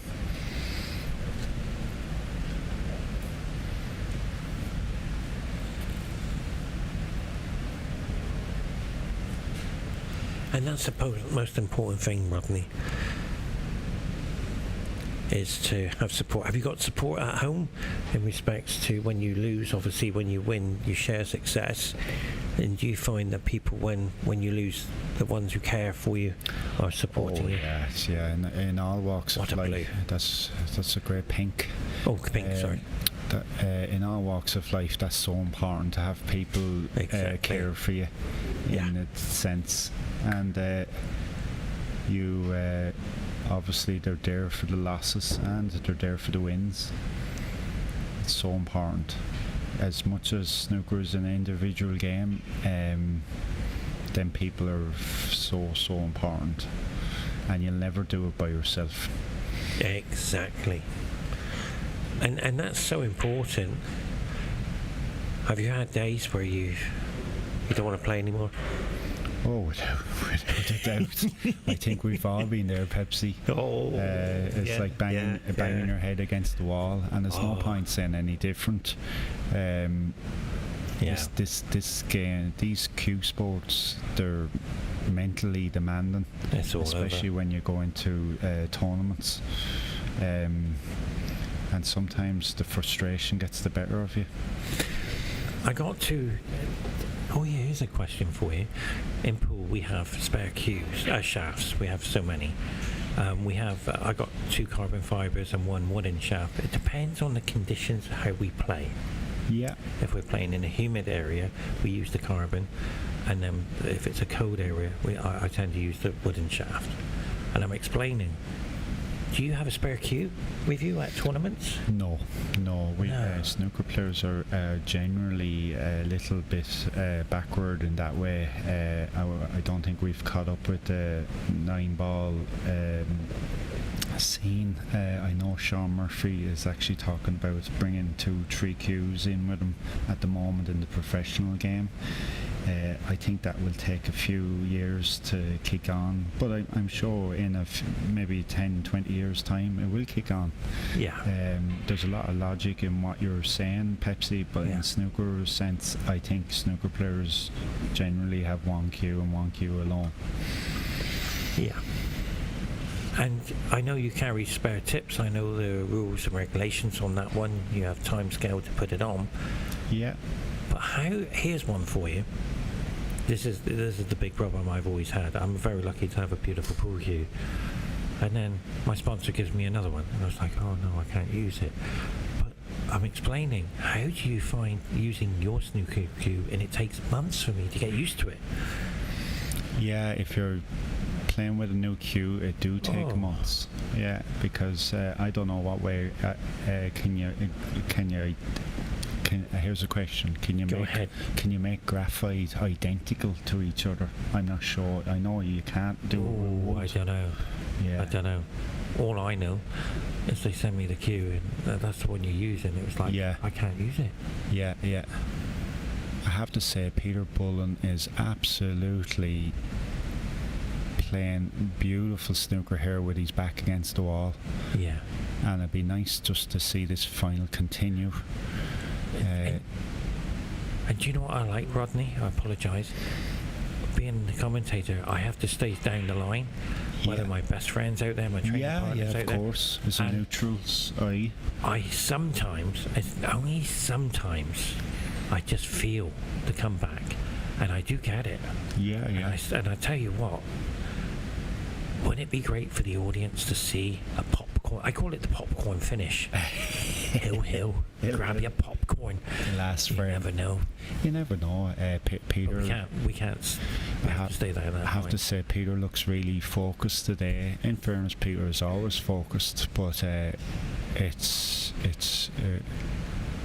just applaud him for what he's doing, because it's the hardest thing is to keep going, and he's kept going here. And in fairness, his body language and his concentration is spot on. Yeah, definitely.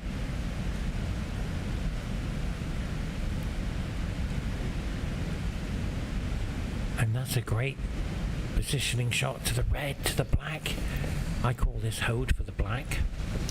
I think it's hard to know, he might play for the blue.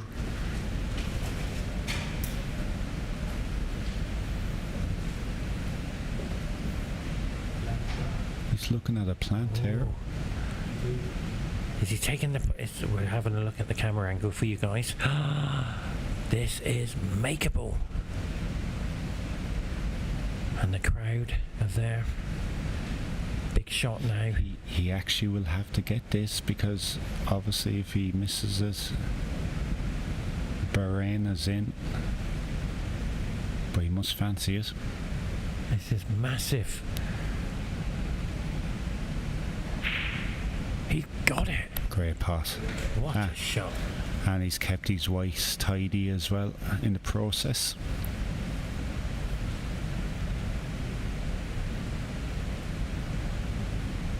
A big thing here is with this frame is it's not a long frame, so he's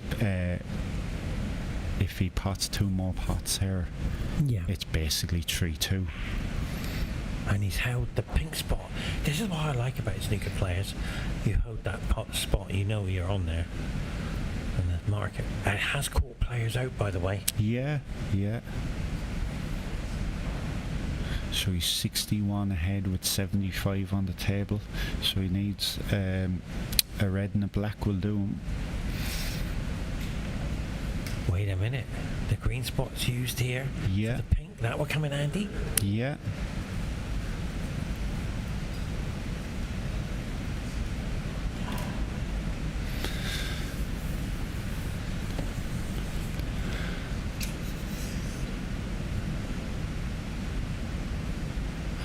Momentum is everything here, and I think with the speed of when you're down, if you can win a quick frame, I think the momentum goes back to you, even though you're, for this instance, Belgium could probably be likely 3-2 down.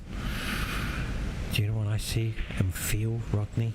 I like your terminology, but it will be the greatest game of his doubles partner's life if it's 2-3-2. Does it go back to single? Is it single or double? Yeah, they put in I think a 3-all. They put in a player. They have a choice of player each team has. What I meant is, I apologise, Rodney, the next game, is it doubles or is it? Oh, it's doubles the next frame. Yeah. And I think that might play a major part on both players for Belgium, because they're going to give each other that boost of energy. Here's an important shot. Even though Peter Bahrain needs a snooker, this pot is important to keep your concentration. He's done it. And this next pot, just the pot of black, because it just makes sure that the frame is over and Bahrain don't come back to the table. This black is the frame winner. One more red. Now, all he'd be just thinking is just get his arm going for the doubles frame. Maybe looking for a century. He can't make a century at the moment. Because he's... Oh yeah, you're right. Yeah. He'd just be trying to hold the table. But it's an interesting final now, 3-2. It's all the play for doubles frame will be big. Exactly, Rodney. Exactly. And this is like the greatest I've seen this young man play in the tournament. I've never seen him play this well. He's very experienced. Yeah? Yeah. He's very, very experienced. Belgium already made history, as well as Bahrain and Qatar. It's a lovely ball. So this black now... He'll be feeling good now. Yeah.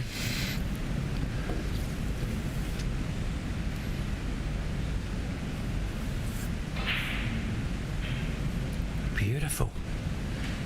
What a shot that was. Points. I have to say, looking at Peter playing the final, I didn't see the first frame, and obviously he's lost that, but with this frame and the doubles frame, he looks like he's definitely won with the table. Everything is perfect with his position. Definitely. He's not in between, what I mean. And this black could take him very close to that red. He's got to go higher. He's got to go higher for that century. And he's looking good. Just 19 points away for the century. Will it happen? Stay tuned. I've never seen that before. Oh, yeah, I did actually. Has he got an extended leg? Even our camera director is laughing. I think he needs a step ladder for that one. Yeah, step ladder. When I play a great shot, I call it the shot from the chandeliers. In this case, this shot is unbelievable. Red to the corner to take him on the path for a century. I have to say as well, I think he's got it. I think everyone, bar the people in with the Belgium corner and the Bahrain corner, I think a lot of neutrals will want a close final.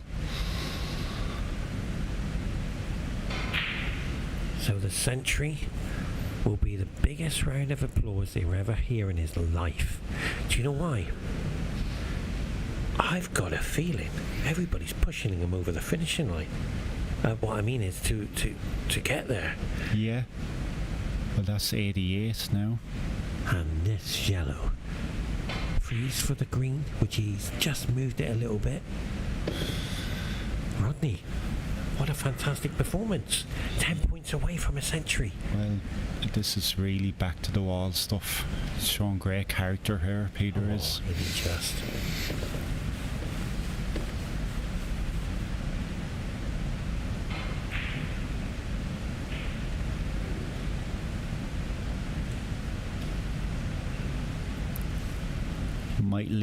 Might pot, obviously he's going to pot around in the middle, but might leave a long blue. Hold tight, Belgium fans. He's done it. Now, over to you, Rodney. Take this blue away. Well, this is a blue that you practice constantly. He should get it. We've got the camera angle. Ladies and gentlemen, blue for the century. Lovely. Done it! Lovely. A fine break. Fantastic.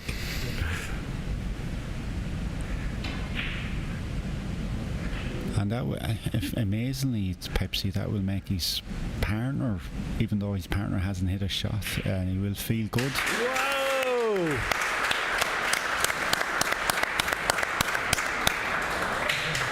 I enjoyed that. And you can see a bit of a buzz there in Pascal now, because he's just jumped over the barrier. Oh my word, it's all happening. So, you know, like, it's back to happy feelings and a good vibe, you know. Bahrain is still on the bridge, as they say, on the hill. Yeah.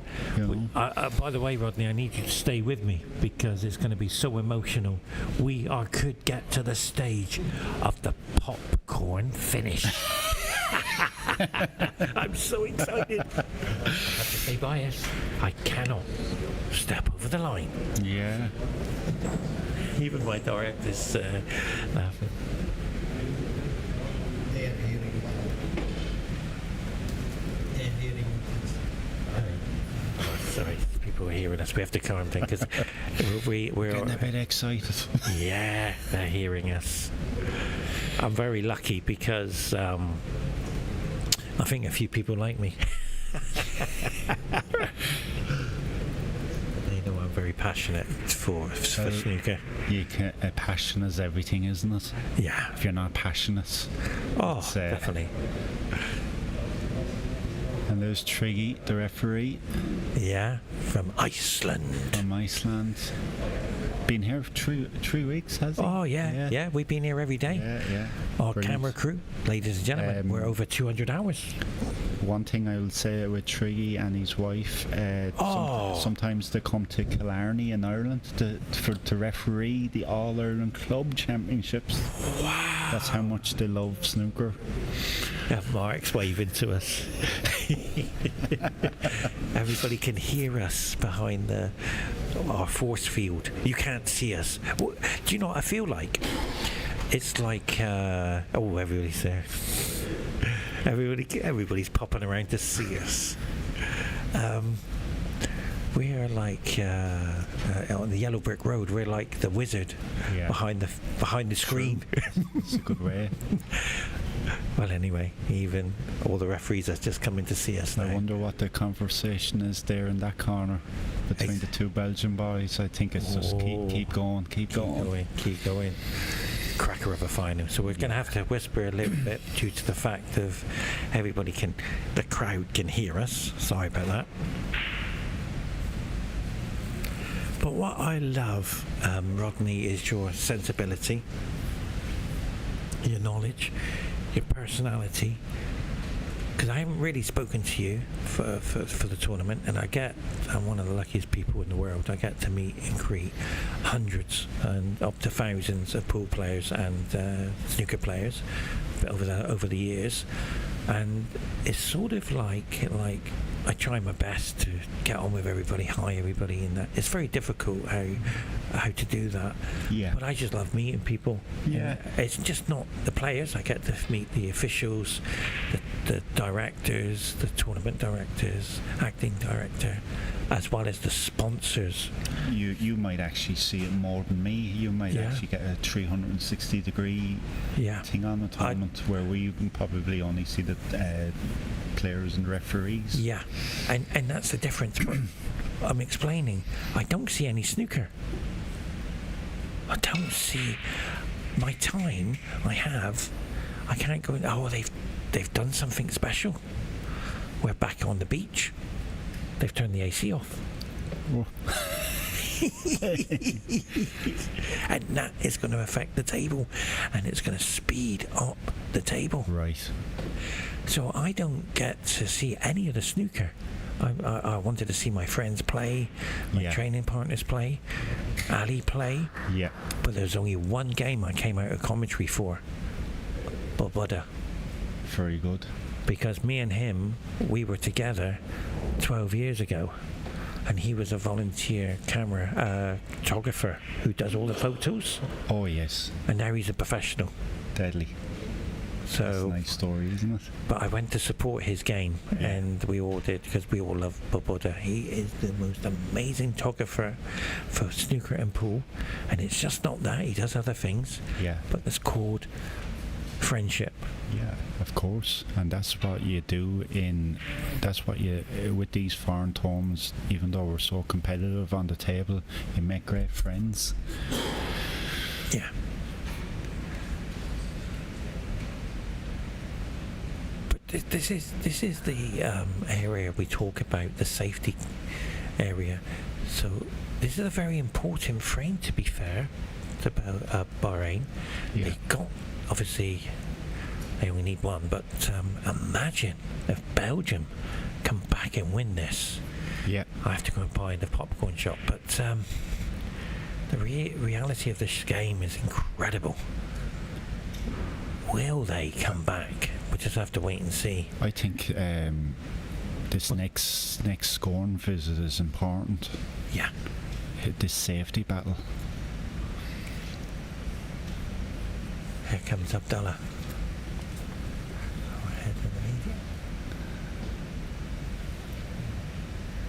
Abdullah is here. Rodney, this is Abdullah.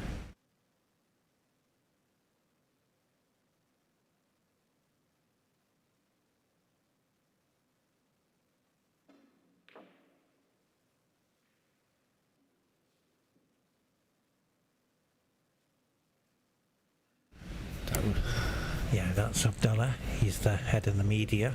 Very good. And we call him Mr. Millions, because he gets millions of viewers. Oh, right. So the camel advert, which you saw the opening presentation of the camels and the boats with Michael on the boat, is... I'll explain about that video, because it's the tradition of Qatar. It's well done. Yeah, and that's well done. That's what Abdullah did. Yeah. And he's the professional media for Qatar Billiard Federation, and he got all this set up. He did all this. Brilliant. It's beautiful. I'm very lucky, and by the way, he's an incredible, but he won't do it. Sit with me. Wow. He's incredible commentator. we practice for like maybe 2 hours Yeah. and get all this set up, and we sit together for 2 hours and we don't talk about snooker. Yeah. We talk about each other. Good. And what yeah, there's the game. What a shot. Oh, great ball from Pascal there. That's a nice kiss. Oh, Sharp yellow. he's been unlucky there. And on top of the green. So we're just trying to break out the commentators, how they got there, and a little bit about ourselves. It's important to understand where the commentators come from. Yeah. And there's Jim in the crowd. Incidentally, Jim and I, I'm on a world tour. Jim and I were going to China Very good. for the grand final in March. In Iberpool, so... All Pascal can do is in behind the green. Play brown, stick to the cushion. But why? He didn't go in behind the green. Was it too risky?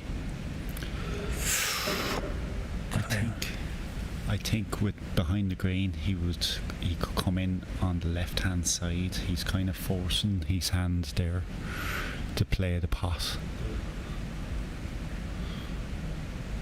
And the crowd have been built up here to see this outcome. I wonder how this man is feeling, because Habib obviously has been used in this situation a few days ago. But how did this man feel? Is he going for this? I think he's just played a dump shot here. He's kept it reasonably safe, but he's not going to get any advantage out of that. And he's with that dump shot, sometimes you get your partner into trouble. No, this is a very important safety shot. What would you do? I think I would play the right hand red. Now that's an interesting shot that Peter is playing. He's going to free up the black. He actually went for it. He went for it. And do you know why? He's feeling comfortable. He's letting them know, I'm going for it. Yeah, it's getting the black into play as well.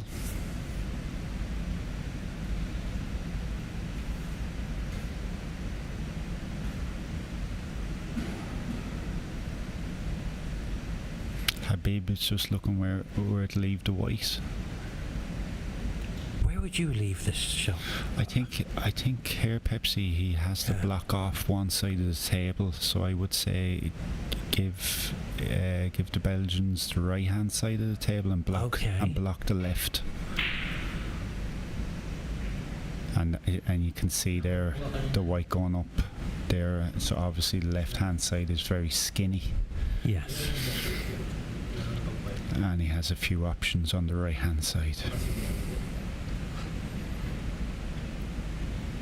Now you guys call it the shot to nothing. Yeah. I call it the safety in mind. Is he going for this? To the corner? I think he'll go do a figure of 8 safety here. He won't be really going for it. And the figure of 8 is 3 cushion safety, which what he's done. And that's a good shot. So. And that's nice there. You see Bahrain is actually clapping that shot as well. I love the sportsmanship what you have. Yeah. In general, it's if someone plays a good shot, we usually applaud. So the Rodney figure of 8, that's what I'll be calling that one in the future. I've got Wayne Griffiths, the shark shot, and Rodney. What's your surname? Goggins. Rodney Goggins. Figure of 8. Ah, I got an idea. We call that the Rodney 8-ball shot. I think that's a good one. So we're going to have a look at the cue action. He might dump this again, or else he's playing it very, very skinny. He's dumping it. Beautiful. The problem with that shot in singles, that's a good shot. But the problem I have with that shot is it gets your partner in trouble. Oh yeah. Like Peter is controlling the table here. He should get in behind the brown. Yeah. Habib will probably be in trouble.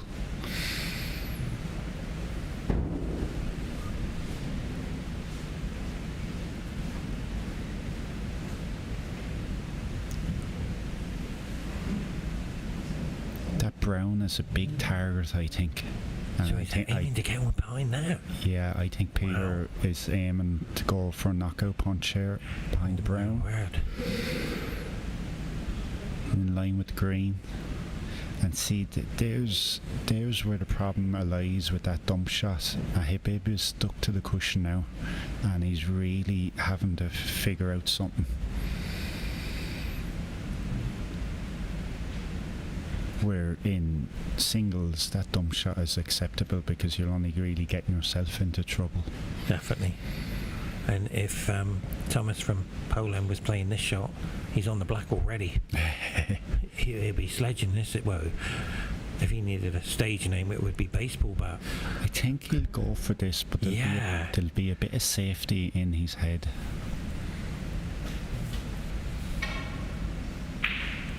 Oh, he's missed it. But he's left the red to the middle. All in, Rodney. Is it in there? Our camera's I'm a not bit- sure. A smile there. We'll soon find out. Did you see the smile from the World Masters champion? Has he left that red? Has he left it? I'm going to try and get a camera angle for you. I don't think he has, because he might have been down before. Or he has. Maybe he's playing the clip. I'm just going to get a camera for you. Are you ready? Cue action. Oh, He's great done pot. it. He's done it. Great pot. That wasn't as easy what it looked like, because he's underneath the side cushion. Rodney, I saw something special. His partner got up from his seat and walked to the middle of the table out of his see alignment. that, yeah. I like it. Yeah.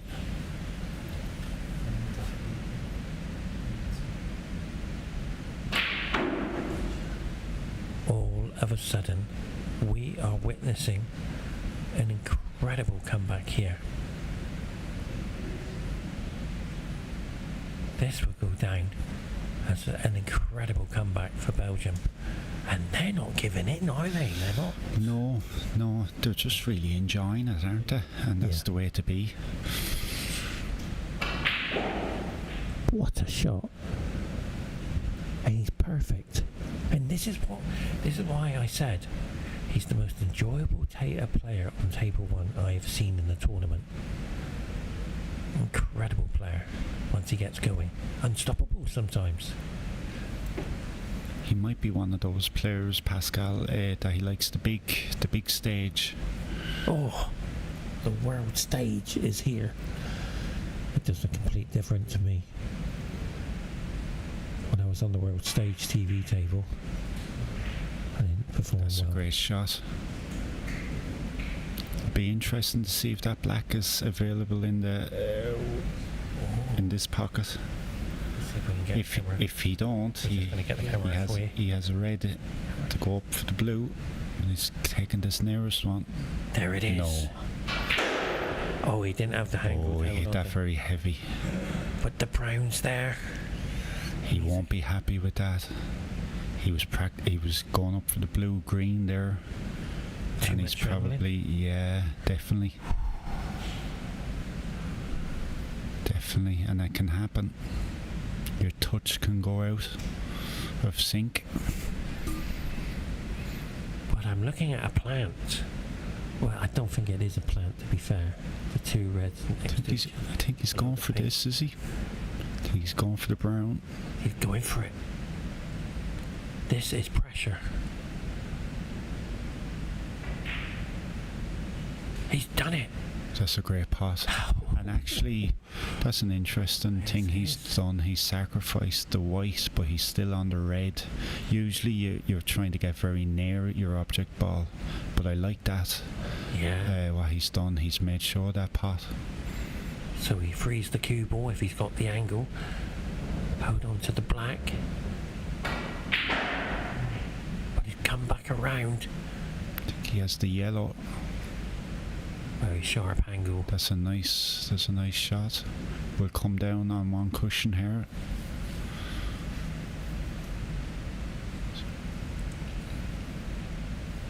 And all of a sudden, the break building has happened.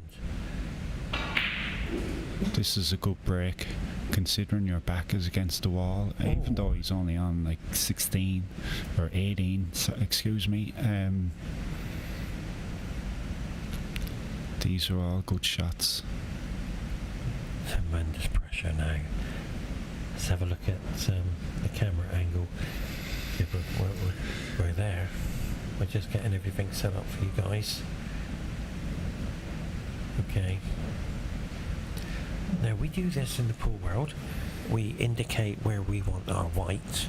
And what I mean by that, Rodney, some players use their hand. Yeah. And we use our cue. Yeah. Nothing to do with the spectators or anybody.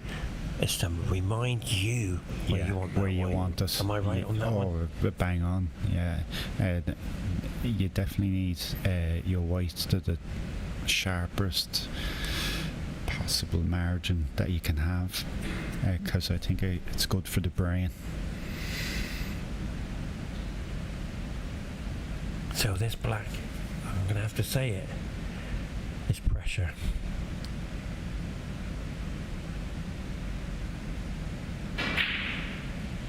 God, how well did he play that? But where's the white? Oh, a couple more inches. Yeah, I think he's played a very good shot there. I think his problem was it was his second last shot.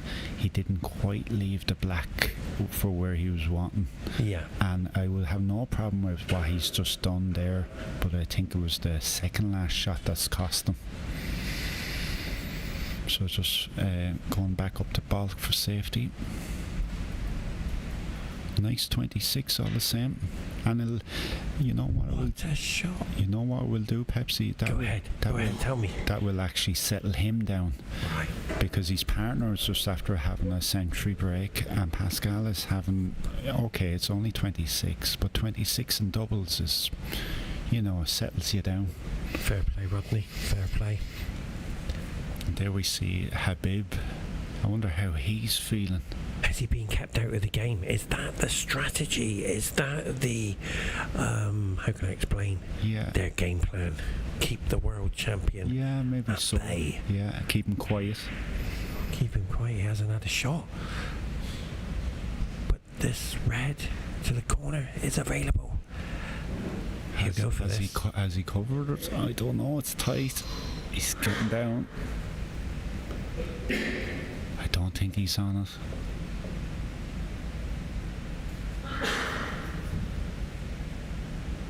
I think if he is on it, he will go for it.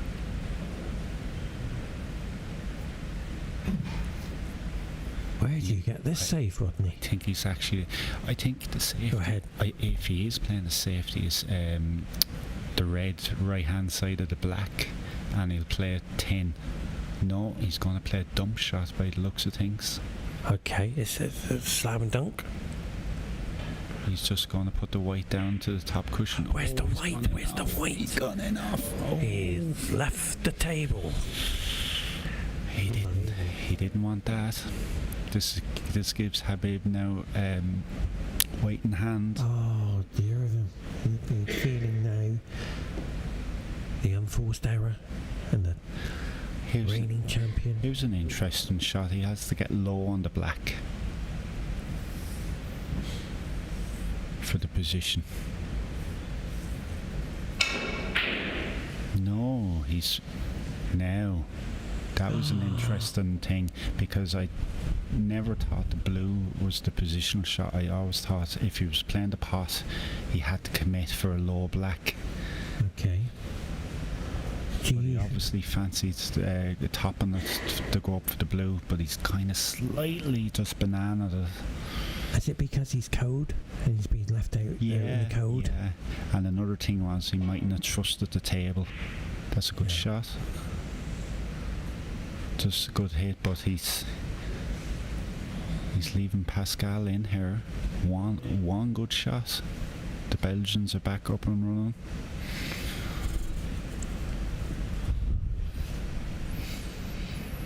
So as you can see, this shot, tremendous pressure as we watch another camera angle. There it is.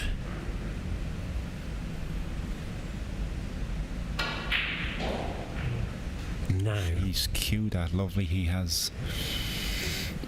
Rodney, this shot, he is so close.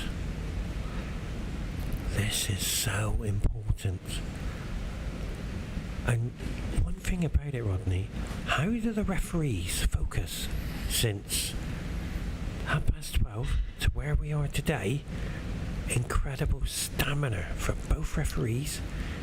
Do you referee? I do. Oh, yeah. Fantastic. How do you do it? Probably for love of the game. I don't. To answer your question, I don't know how to do it from morning till night. Oh. To have unbelievable concentration. Oh, no, I can't do it. Pascal potted a lovely pink there. But going back to the referees, they do a marvellous job. Oh, definitely. And I think we'd be lost without them.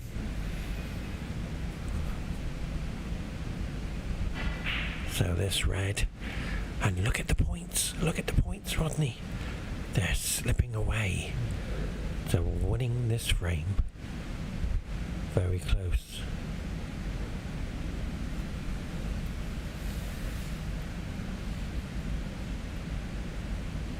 He looks very calm. He looks very composed. He's just taking his points. Incredible. He's played a lovely frame here. In fairness, Peter was obviously Peter won his singles game last frame, but Pascal has dominated the doubles.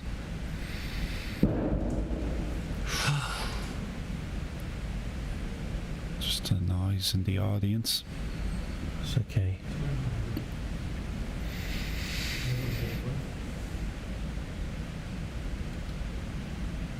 So that's fantastic. Your presentation, there was a noise, and you go back to the table, refocus. That's a lovely shot. But where's the red? A lovely white ball. I think the red down the middle, is it? Of the two to the pink. This one. Oh yeah, well done. Rodney, you are a superstar. You've got so many monitors here, I'm all over the place. He moves slightly. He won't be happy with that, even though he's on the pink and up to the green pocket. But he wanted the pink into the middle. And there's that trophy. Champions of the world. It's just 2 frames away. But he has to make this frame. Here's a big shot. Oh, big ask. Can he do it? Can he take this And pink to the corner? he's bridging as well. Bridging over. Can't see it. Oh dear of him. Yeah. Oh. He's cued that well, but it was like previously a few minutes ago I said it wasn't that shot, it was the second last shot. Dear. A chance. It was a big ask, but he missed it. All he needed was that pink. It was there, look. Yeah, it was definitely there. I wonder how this man is feeling. Now, part of my game, when I look at this game, key balls. We haven't mentioned them. Yeah. And I feel the blue is the key ball. What do you feel? Yeah, definitely later on in the game. I think the key ball here is obviously the next shot. With potting this black and running into these 2 reds side by side. He just has to pick his line here and keep the head still. Look at the cue action. Under pressure. That's a good shot. Fantastic shot. That's a good shot. He's cued that well. We talked about the key ball. It would be gone because he'd take a red and then take a pink very shortly. I just worked it out. Yeah, I think he might wait for the pink later on. I think he'll work around the black, keep his work simple.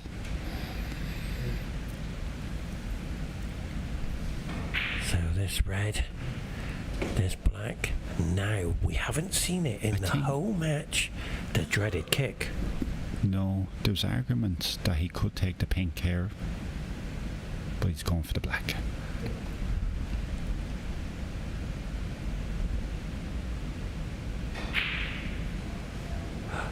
Oh, wow. Where's the black going? Where's the black? Oh, did it We need a camera angle. I think he's on it. This could be the biggest camera angle for Belgium. He's on it, yeah. He's on it. He is on it. This is I think going back to that Miss Black, I think there was an argument that he could have ran the pink around 2 or 3 cushions. Yes. And I think he would have potted the pink. But it's very easy here to say, to comment on something in hindsight. I think black was the shot. Peter and Pascal 18 points ahead. I think he'll pot this black, leave a red and maybe pink. 2 shots time. Definitely. This. Would you take the pink, Rodney? No, I'd go for black here, Pepsi. Why won't you take the pink? You know, to just get some more points. No, because go ahead. Because you're a shorter distance for the white. Yeah, okay, great shout. Why is he hesitating? Something's after happening in the crowd. Oh, I apologise. Yeah, just wait. Yeah, just presentation. Your presentation accuracy has to be perfect to take this black. You have to be like an archer. You need that bullseye. The outer rim. No points. So will he hit it dead centre? Oh, he's getting up.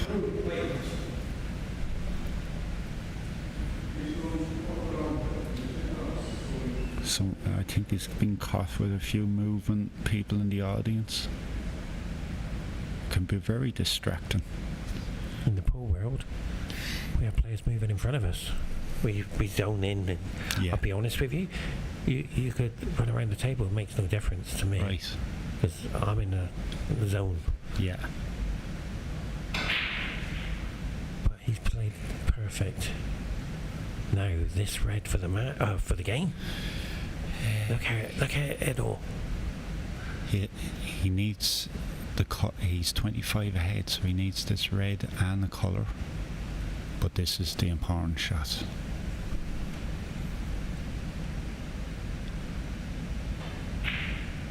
He's missed it. He's missed it. And I'm missed it.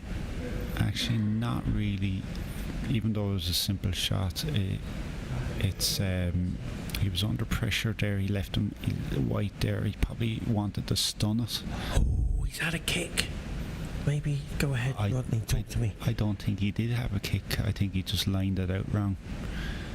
Going back to what you said a couple of minutes ago, Pepsi, about the lack of kicks. Yeah. It's the chalk. It's the chalk, isn't it? Yeah. It's the new town chalk a lot of people are using. Yeah. I don't think everyone is using it, but it has definitely improved the lack of kicks, which is good. Big shot for a bib to get back into the game. Who else can you call the reigning world Masters champion? Red Bull, corner pocket. But wait a minute. What's happening? I think he actually made that shot difficult by the way he played it. Screwing back is an interesting shot selection. He should have probably just stunned it. That's incredible. Okay, where's the red? He needs that white to go behind the yellow. It hasn't. Just needed a little bit more run. Dear. a chance. Belgium, worldwide fans, family members. The title is on this red because it's all there. Yeah, the pressure's on. Determination. That's a great pot. What a shot! That's a great pot. Maybe the pot of the match, because I tell you why, his mind must have been scrambled after missing that black, and to stand up and get the next shot, pot, a great long pot. I applaud him. This pink draw back for the yellow. But the green. An interesting one here. You go ahead, Rodney. Is the green ball. This will be a strange positional shot if he can. If obviously he's going to screw back the pink here to get for the yellow. But where did the green go? Exactly. That blue's coming to a saviour for Bahrain. Belgium, sorry. As we watch Bahrain take the pink. Even though this pink is right in front of the pocket, yeah, the white ball is hard to position. Your touch has to be specific.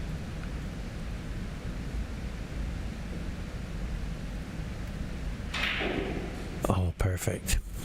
He's played a lovely shot there. Perfect. I can't even describe. He's got a lovely little nip on the white there. Had he been obviously he's feeling nervous, but had he been feeling really nervous, he mightn't have been able to get that white ball back. I know one thing, Rodney. This shallow to the green. I think this is world championship. I think this is the money shot. This is the one. 18 behind, needs all of the colours. This is pressure. Oh, he's going to play the green in the middle.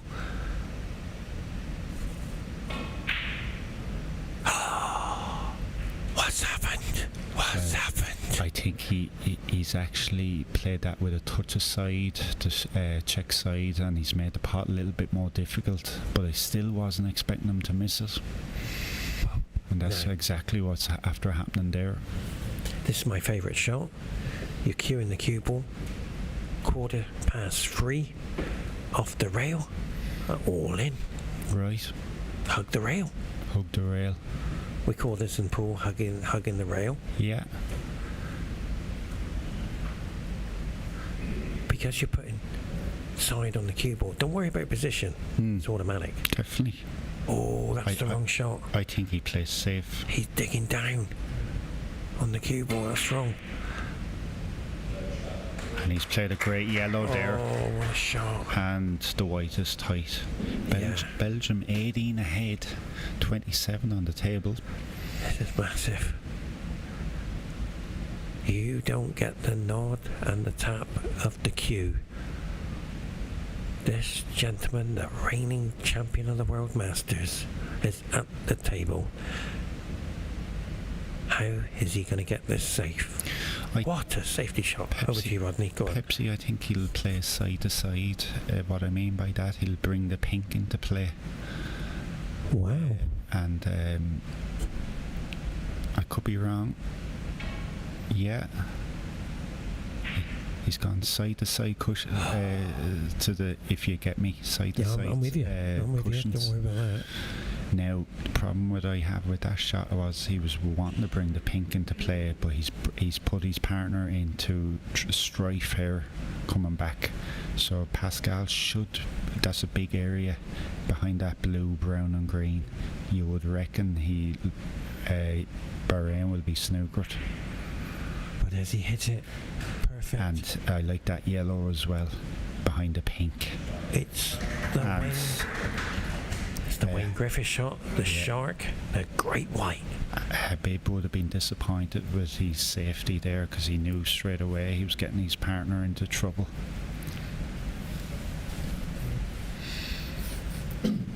Now, Rodney, over to you. The way I'll be doing this, I'll be jumping the cue ball. But the reality is, in snooker, you can't jump it. Yeah, but look, by the way he's shaping up, he looks like he can swerve it. Oh, wow. Maybe even clip it. He don't look like he's even swerving. Wow, there was What a shot. a 10 edge on that. We've done a round of applause there. Yeah, Because we that was a are great totally shot. biased straight down the line. What a shot under pressure. Yeah.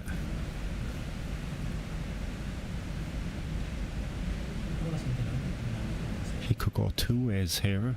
He could play behind the black or behind the blue.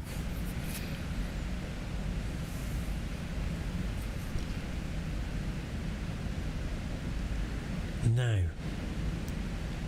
is he looking at going for it?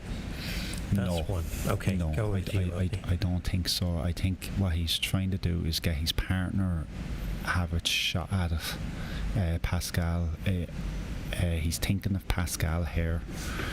I don't think he's going for this. I think he's looking to get a great safety to get Pascal a chance to pot it.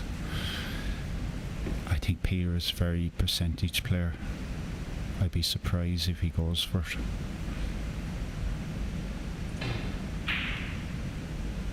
Oh, he got the double kiss. The luck favours the brave. And you No. make your own luck. Habib will. I'd be surprised if Habib don't get the snooker. And behind the blue, again. Probably behind the blue, yellow behind the black. Great shot. Great shot. Has he got it? He's got... Oh, whoa. It's come out. Oh, talking about millimetres, fractions. Yeah.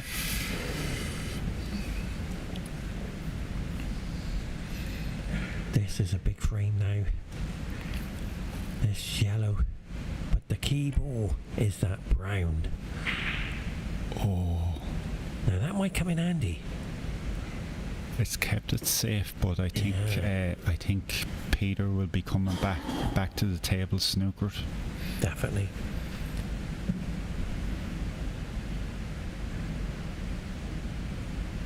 Should be the white should be behind the black hair. Yes. Screw Yeah, I in. caught that You would one. reckon.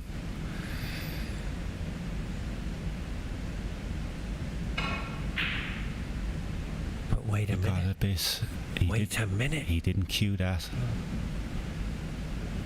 He needed to cue that now. Peter has a chance to get in behind the blue hair. Yep. And that's the right shot. He'll be attack. just wanting to send the yellow past the middle pocket, white behind the blue. Maybe a touch of check on the white ball, just to straighten it up. So, aiming on the cue ball, what I do with the cue ball, I use it as a clock. Yeah. So we're talking we're like 10 to 10? we're probably talking maybe 10 o'clock, 9 o'clock. Yeah. Just a touch, not to the outside edge. Oh. No, he's played it different. It might go in. It might go in. I'm surprised he's played it that way, because there was always a chance that yellow could land where it did. Is he on it? Well, I'm sure very it's so hard, isn't surprised. Yeah, very surprised with that. Always, I think the rule of thumb there, Pepsi, is to get the object ball safe. yes. You know, you can get a great white, but it's not pointless if you can't get the object ball safe. And this shot here, does it pass the blue? He's swerving. Oh, this is missable. Oh, Where's the yellow? where's the yellow? Where's the yellow? Ooh, he's going to be in. Bahrain will be in serious strife the next shot. I would think it should be a little touch behind the green.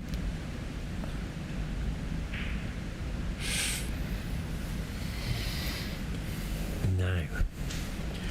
It's not getting it, not hitting it is a problem. Yeah, it's getting it safe. Yeah. Well, we're thinking on Yeah. the same wavelength.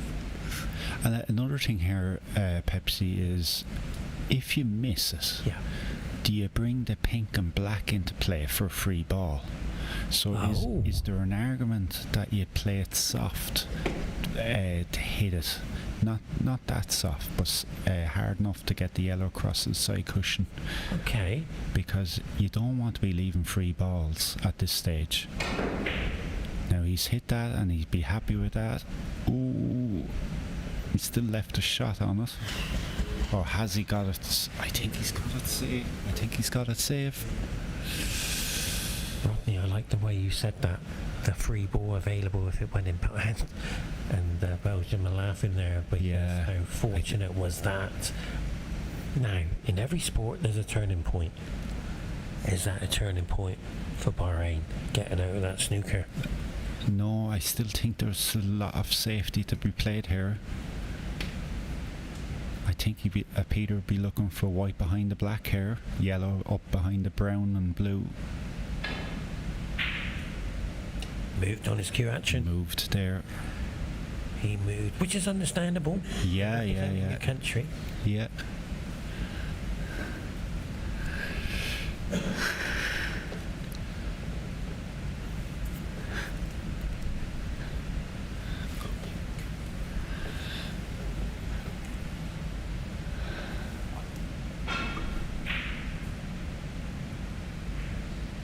That's a good shot. Oh, what a shot.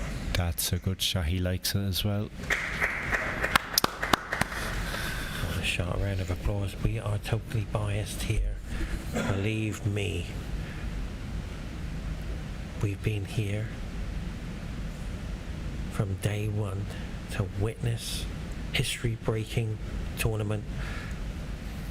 Brilliant news for everyone. Have you enjoyed the 3 weeks, Pepsi?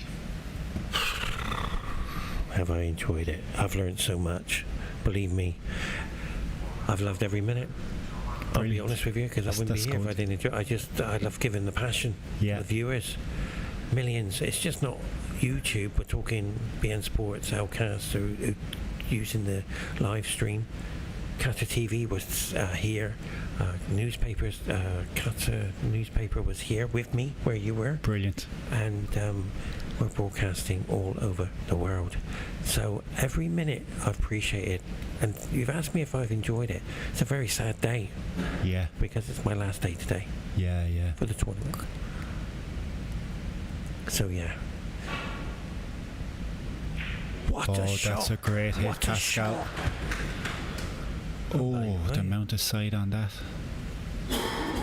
Now, a chance, but then where do we pot the green? Green obviously in the middle, that's in one of the middles. 27 on the table, Wayne. I think, not Wayne, Rodney. Pepsi, I think there's argument just to pot this yellow and actually leave some type of green. Don't get too particular with your positional shot here. Wow.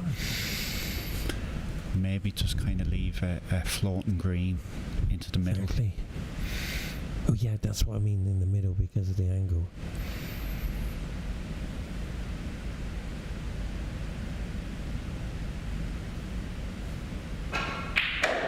Lovely pot. Shot. And he's actually played it very well as well. Has he got the cut into the middle, come around for the brown? I think he might actually play the green in the middle, obviously, but leave the brown in the middle as well. What a performance from Bahrain.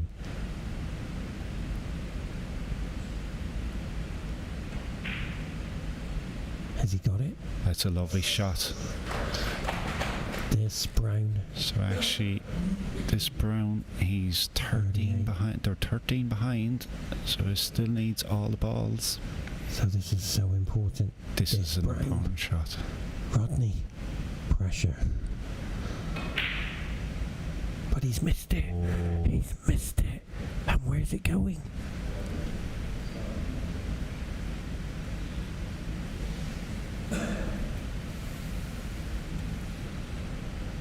Are you all in here, Rodney? All in? I'm going all in. Yeah, I think it is. It's all in here, Pepsi, isn't it? Really, because you have to play the scoreboard. One good pot on the brown and the blue is there. Yeah. Now the blue isn't 100%, but it's near that pocket. Yeah. If there is argument, if you don't like it, you can play it safe. Like I wouldn't decry a man for playing safe here, but I think if you're wanting to win the title, you have to pot these balls. And he had a century, so why not? Ladies and gentlemen, Belgium need this brown. Oh, it knocked on the door. He cued that well. Cued that well, and he's been very unlucky where the brown has landed. I feel for Peter there. No disrespect to the Bahrain lads. Definitely. He's cued that well. Habib.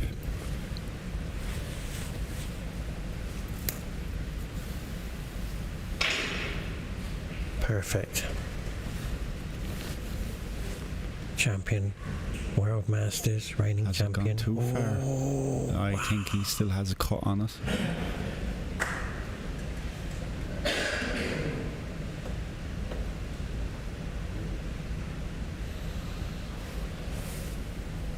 He should pot this blue, but he's not guaranteed proper position because the white ball will be flying around.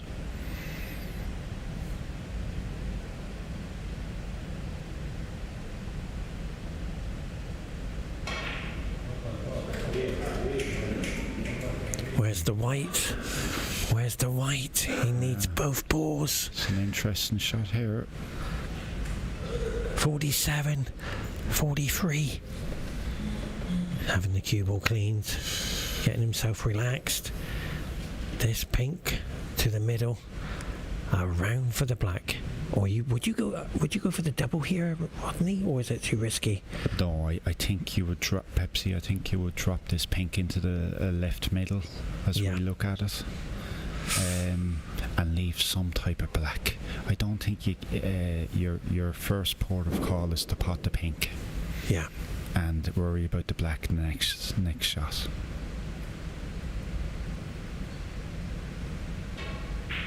He's missed it. He's missed the pink. Now, this is interesting times here. All in on the pink. There's argument here that you could play this safe, believe it or not, Pepsi. Yeah, please tell me. And get Peter in on a good safety. Now, I'm not sure what way Pascal would play this, but there is argument that you could refuse the pot. Wow.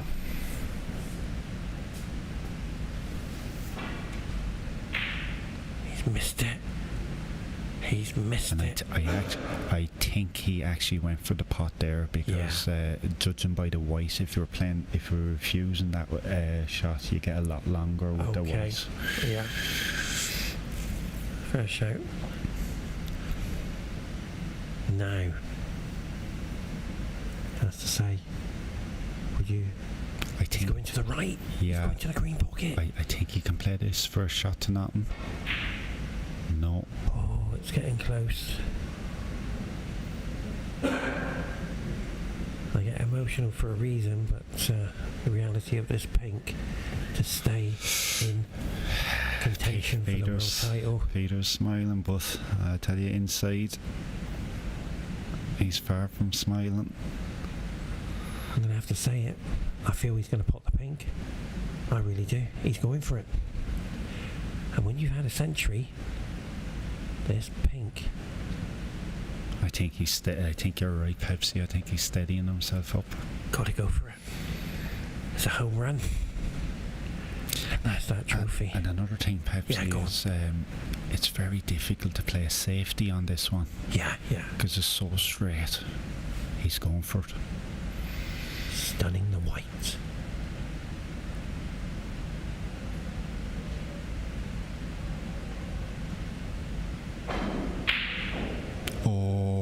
And how close is that?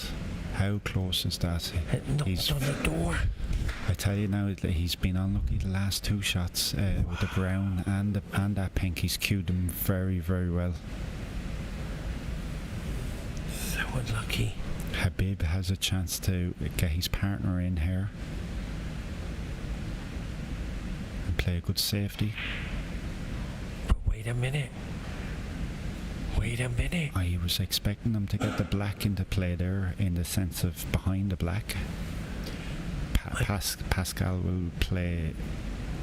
I think he'll side to side safety here and bring the white back down by the black. He didn't go for the double, did he? He No. definitely didn't go. No. I'm just watching the replay. But wait a minute. Where's the pink? Where's the pink?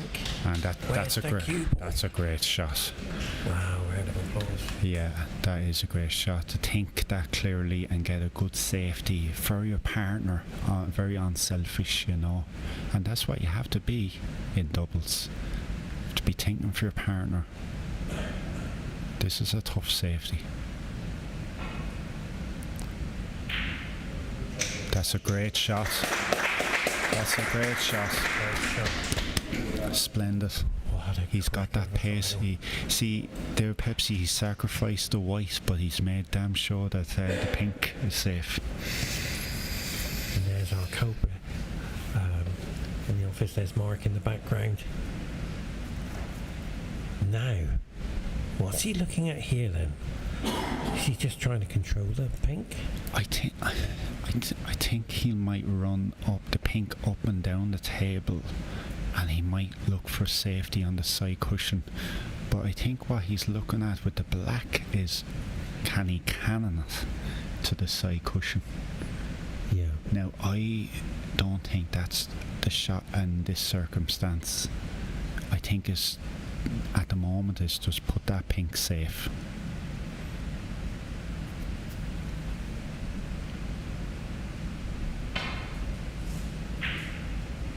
What a shot. What a shot. He did try to get that black over to the left hand side cushion. Ooh. Extra security? Yeah. Now the problem with that is he's brought it out more in play. Oh. Habib actually has a shot that Pascal played 2 shots ago. Side to side. Get a good pink. And that's a good shot. Great pink. Now the problem is that there with Habib is he hasn't got the white as deep. Is it me? Now, do you go for this? Me personally, no, it's not the time. But Pascal might like it. Emotional pink. Did he go for that? I think he did, because I think if you were playing safe, you were border on skinny rather than thick, thin rather than thick. There. This is an emotional pink. I think it's a pink ball game, isn't it, Pepsi? Pink ball championship of the world. Because the black is really practically over the pocket. There's argument that you could play safe here. This is pressure the only beyond. Thing, it's amazing. It's amazing scenario. It's like the pink is in front of you, and you say to yourself, "If I pot that, I think he's going for it." He's going for it. Tremendous pressure as we watch this young man from Bahrain take the green to become champion team of the world.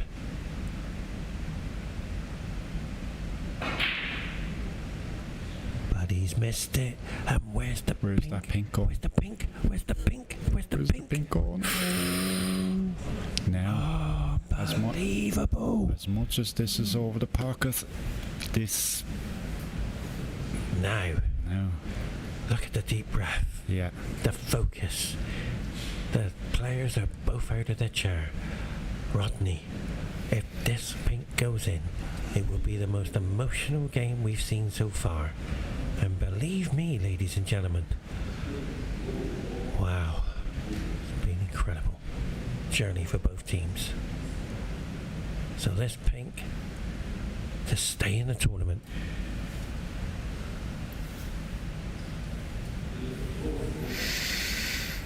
few deep breaths from Peter. I think there was a bit of audience movement. So I heard the referee Triggy trying to remain. His hand signal to a few audience.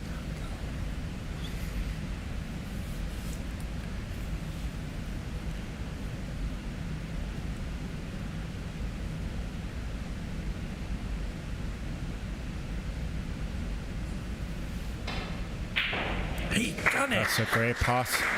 That's a great pass. Unbelievable. 3 frames all.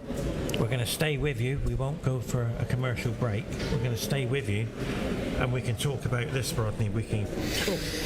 Excuse me, I'm a bit emotional because I'm a great believer in comebacks. Yeah. And what are we witnessing? How are they doing it? Talk for us, Rodney.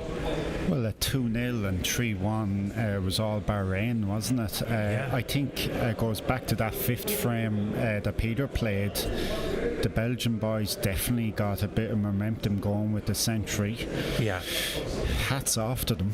Hats off to Pascal, because it's hard to like, he's made a 26 break there. Okay, it's only 26. Yeah. But he settled himself down. Can you imagine the man you're playing with, and he's just after making a century, so he's in good form. Definitely. He's in good nick. Definitely. But the man, Pascal has to gather himself as well. It's all over the place. But 3 frames all, hats off to them. You know, Unbelievable. It's great emotions. Final. Yeah, It's gone out of the. I tell you what, the momentum of being 3-1 down to come back to 3 each, it's been a journey of a lifetime for these players. Yeah. They are not giving this up, as we witness. And you know what, Pepsi, I think it goes back to what you're saying, that you're feeling it'll be sad tomorrow when this tournament is over. I think these Belgian boys will be sad that when this tournament is over. And funny, they will be sad because they know tomorrow they won't have a tournament. So hence the reason they're putting everything into this. Absolutely. And they just want to live for the moment. Exactly. I hope you stay with me, Rodney. Please stay with me, because I've chained you to the chair, because I am not going through this on my own. I am not a professional commentator for snooker. Yeah. But I tell you what, you have pulled out some incredible knowledge in the game, incredible safety play, incredible, how can I explain? Tactical battle strategy. Does that mean you're not a chess player out there? You're a battleship player. Yeah, you're out there playing battleships. Yeah, I do play chess, but I'm not to a great standard now or nothing. It is chess, isn't it? Oh, you know, 100%. You know that, with the 9 ball. Yeah, I do play chess, by the way. But how are the players feeling now? How's Bahrain feeling? I think what they should be Habib will be thinking, hopefully. Oh, yeah, right. Ladies and gentlemen, to the fans and the tenants and the fans around the world, a player has to be selected. Who is playing? Rodney, please give me the rules, because I haven't got a clue. Yeah, it's both teams select one player to play the decider, and I would say Bahrain will be sending in Habib, and I would imagine Peter will be getting sent out for Belgium. The players will discuss it, but I'd be amazed to see if it's anyone else bar them 2 players. The way I see this, these boys have put in Belgium in all the World Championships which I've commentated on, not only in snooker in pool. This is my favourite match. Wow, that's a good statement for 12 years. Yeah, first one ever. And it's actually great for the neutrals in the crowd, like myself and all, to see a deciding frame. Oh, that's lovely. That's beautiful. Round of applause. I know they can hear us. We're right behind the force field. That's Mark. Yeah.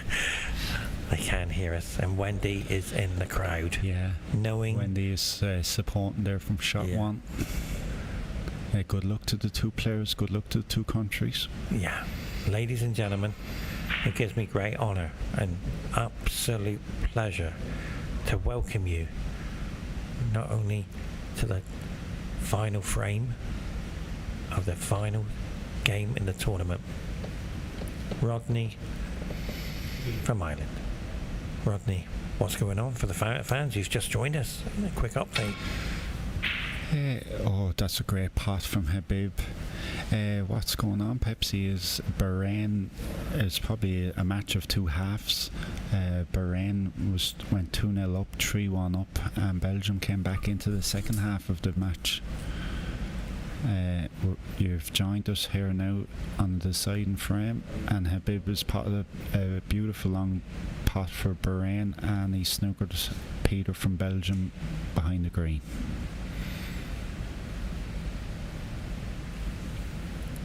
Just a quick question for you.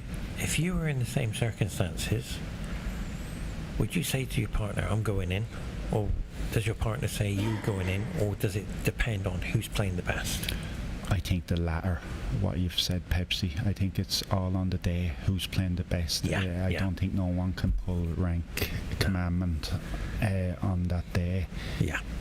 For instance, if Pascal had a century in that, which Peter had 118, was it? Yes, it was. I think if Pascal would have had the 118 in the fifth frame, we might have seen Pascal playing. Yes. So it's all on the day, Definitely. Peter will be disappointed with getting out of that snooker. He's left Habib a chance. And So Habib has a few loose reds to go at with around the black. So you can see now the option of the reds in the open, because I've learned with snooker players, they don't want to create the pack just yet. Like somebody's just walked. Yeah. His hand signal. Very important frame. How does that affect the snooker player, somebody walking in front of you? Over to you, Rodney. I'm just going to let him pot this black first before I answer that. I tell you, Pepsi, if you had constantly people walking by your line, it wouldn't be too bad. But I think it's the surprise. Yeah. I think it's the sudden surprise. Spot on. And do you know the snooker be a more subtle atmosphere than pool? I think if you had a noisy atmosphere with snooker, snooker players wouldn't mind it. Yeah. But with it being so tranquil atmosphere, that the sudden noise of surprise catches them. I was playing pool on the world stage. My the table next to me put their cue ball on our table and hit our balls from the break. Right. We were. How was the two cue balls? So we were lucky enough, but we sorted it out. We just had. Oh, that's a beautiful pot from Habib there, against the nap into the middle, and dare I say it, this could be over. You never know. Belgium's spirit has shown the world that they are more than willing to give everything they have, and it's going to take the World Masters champion to run the table, and that's why he is the World Masters champion. Determination to get over that line. He's hit that well. He's gone on the right side of the blue. So important in these last frames to finish on the right side of each ball. You don't want to be putting extra mileage on that white ball. Do you prefer to play? Have you ever played with the white with spots on it? In billiards, I have. Why don't they use that in snooker? Yeah, I think they were trying to push it, but they never pushed it through. Okay. Yeah. 'Cause It then would we be a can- good concept, wouldn't it? Oh, would it just? Just for 1 or 2 tones. Oh, because we can identify the spin on Side, the yeah. You know, It would not be just for us. It would be actually great for the man on the street to see Definitely. to see what's happening with the white, because there's hidden little subtle things that's happening. Yeah. Habib is close to his work here, and that's where you want to be in these nervous situations. He's on 33 already. Great performance. Lovely. Oh, Unbelievable miss. and if we had a slow back there, we could see him coming offline on his backswing there, which was unfortunate. I actually thought I fancied Habib to get a win and break there. I've often said it. The easy ones are the hardest ones to pop. Yeah, very much so. Very much so. The concentration, you take them for granted. And you cannot ask for more than this gentleman at the table, who is in incredible form for Belgium. Yeah. Over a century break, incredible performance. The time to hit this perfect is now. I think whatever happens here, I think Peter has been man of the match. Oh, Regardless whether whether he wins this or well loses said, it. Rodney. Well said. I think he's got this match by the scruff of the neck himself. No disrespect to Pascal, He's a but man. he's got this match to 3-all. And do you know what pushes him? His country, Yeah, his family, his friends, that's a great pot. his followers. That's a great pot. That wasn't easy. So where do you go here then? Would you be playing for the red in the middle, right middle? Or what's he looking at? Is there red in the pack in the middle? That will be interesting. Yes, it's a possibility.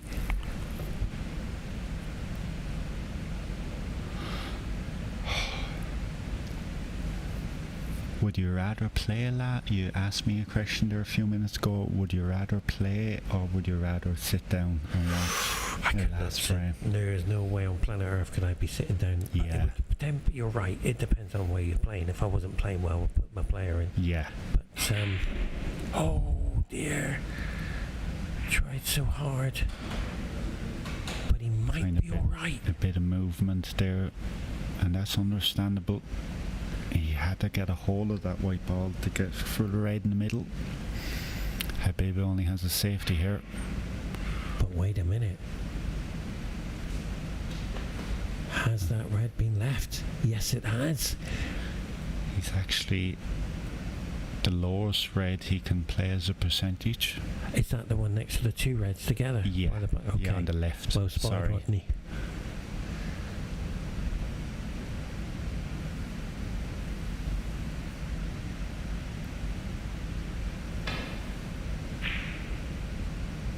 Well spotted. Wow, good fortune's coming in. I think Habib has a mirror image of what's just happened. Or is he playing the other one?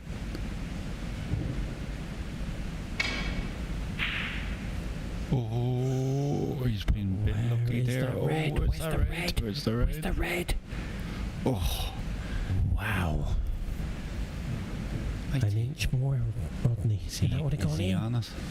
It's skinny. I think you have to go for skinny, it. Skinny, thin cut. skinny is 10. Well, right. Yeah. I call this the slice. The slicer. Slice the red into the corner. Hold tight.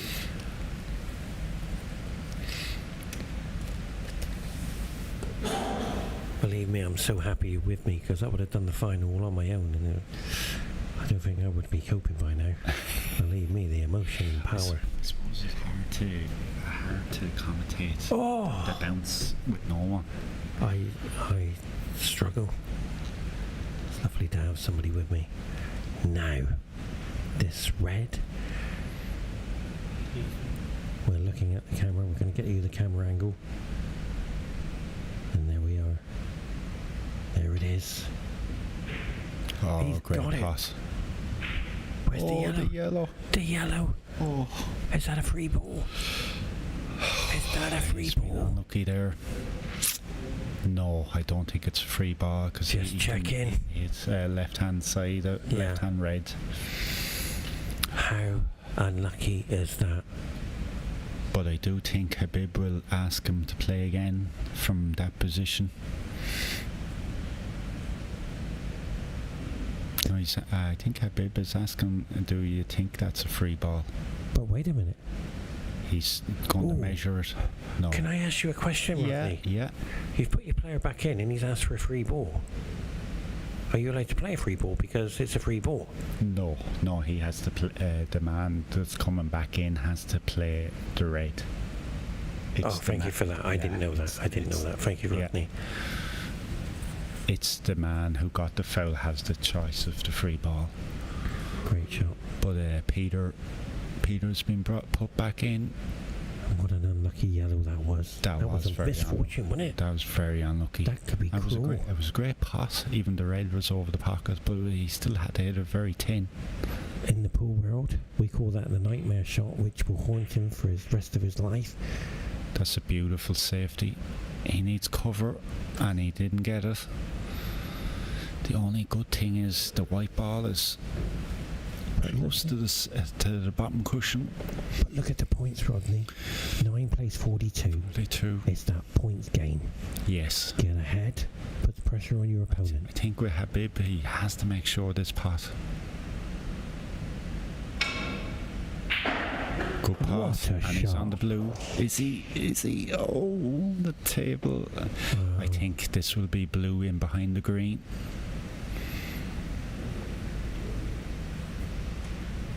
And he'd be happy with the point game. I call this the point game. Yeah. Every point counts.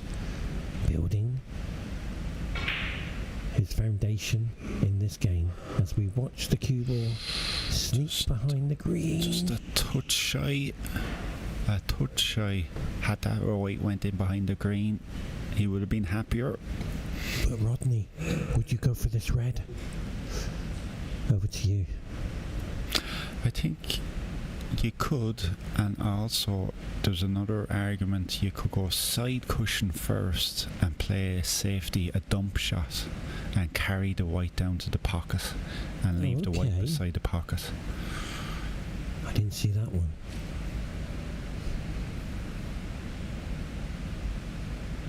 But I think he might go for it. But the only thing is, he has to be no position. It'll be just a pot.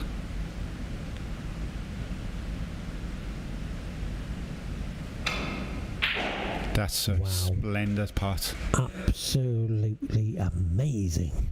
Unbelievable red. To get the white up there as far as he did, that's an amazing cue shot.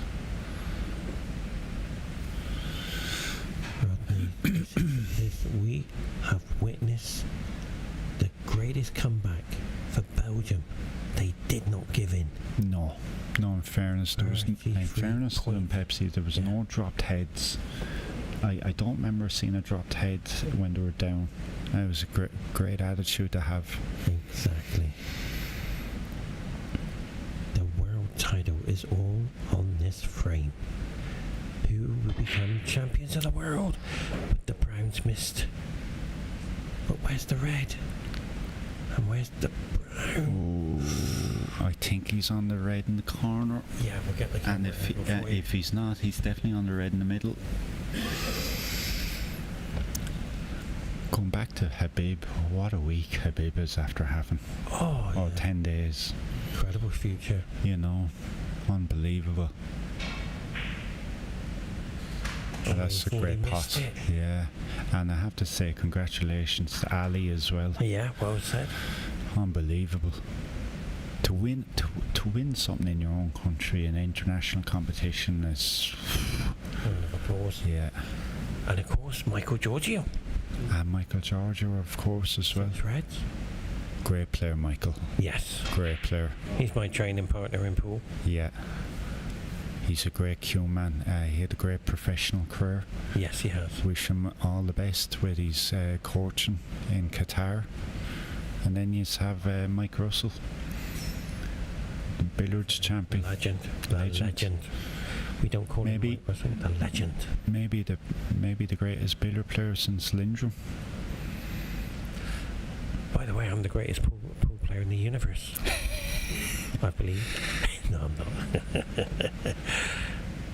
I'm in my own universe. So now we see Who's clapping there? he's 30 ahead, 38, Was that 30, 39, so he needs the blue to leave Peter needing snookers. Yeah. Still not quite over though, Pepsi. He still needs that. He still needs one of them two reds. And whatever happens, I would like to say on behalf of the IBSF, Qatar Snooker Federation, we say thank you to you, Rodney, for being with me.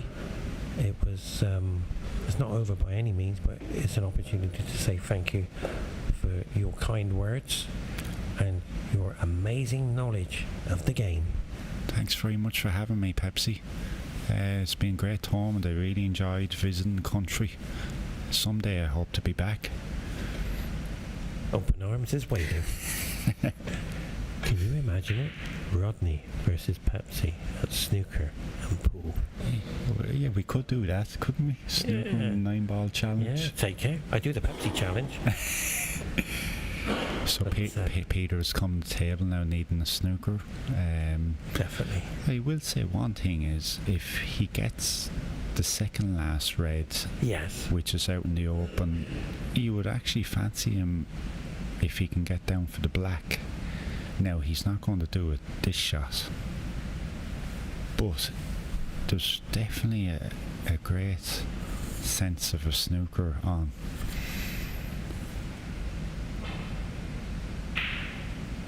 And behind the green.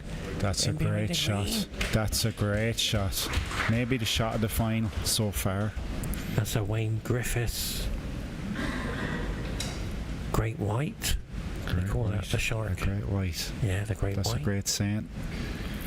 It's not as tight as what you'd see at home, people. I think he can get to that left-hand cushion with a bit of left-hand side. Should widen the angle. He'll be doing well to hit this though. Yeah, 100%. 100%. If he don't, it's game back on. Got to hit this red. Bahrain's reigning World Masters champion has to hit this red. He knows it.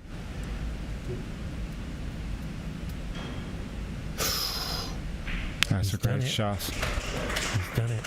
It's a great shot. The adrenaline's playing a part as they've been playing for hours on end. I don't even know what time it is. They've been playing for hours. Coming up to 4 hours. Wow. Don't feel like 4 hours in fairness. It never feels like 4 hours when somebody's in the commentary. Yeah. When nobody's with me, it feels like a lifetime. Even my camera director's laughing because he's got the headset on and nobody talks to me. I'm all on my own. I'm not surprised. Well, anyway, where's the safety behind the? I think he could go for it, and leave himself on the blue. But there's arguments that he could send the red up and down to the side cushion.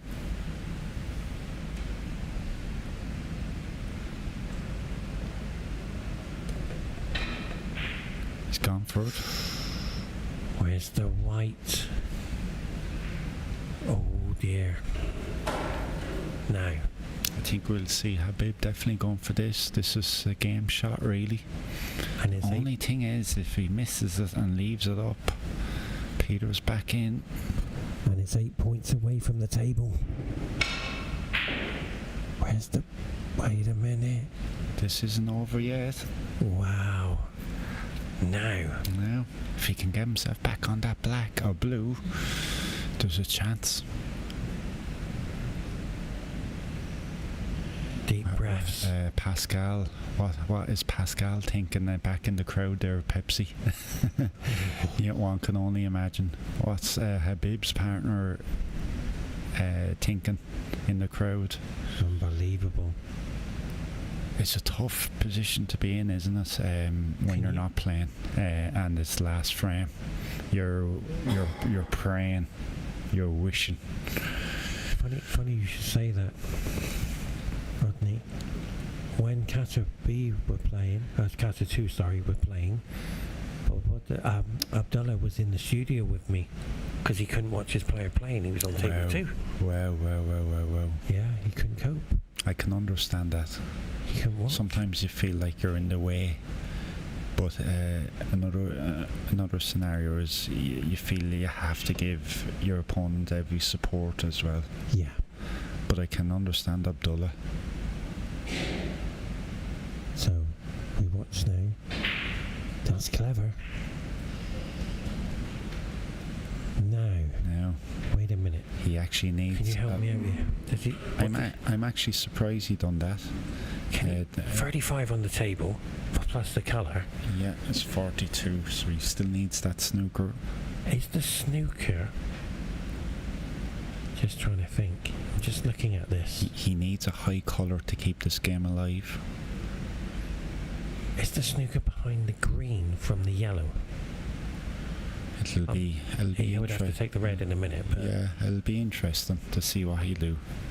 I think his first port of call is pot this next colour.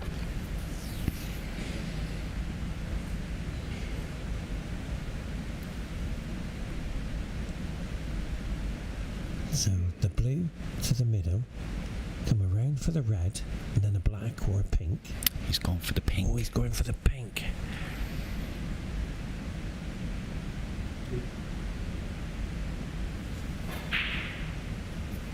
That's a beautiful shot. That's a beautiful shot. And there was logic in that Pepsi for going ahead, for Rodney. it. Now we'll see two balls side by side. Yeah, go and ahead. It's a bigger area to get the snooker. Oh, but Rodney, what does he need now? He needs a red and a black or a pink or a red and a blue. He's 37 behind. There's 35 on the table. 35, so a black and a pink will do. He might play the snooker here. In behind the colours. Oh, I like your thinking. He might play the snooker here and send the red up to yellow and to get the white in behind the pink and black. But you can't get a free ball because you're too far behind. Am I right? Fouling a snooker? You can get a free ball, but you can't get a miss. No, you can't get a miss. That's the one. So this red. Wow. And that's a beautiful shot. Wow. That's a beautiful shot. I'm even clapping here myself. And I tell you now, there was big logic in why he potted that pink. What a shot that was. Yeah. We applaud the great shots from both players, and we've seen most of them today. That's incredible. That's tight, as you can see. The super glue snooker. Yeah, very much super glue. Habib will be doing well to get this near.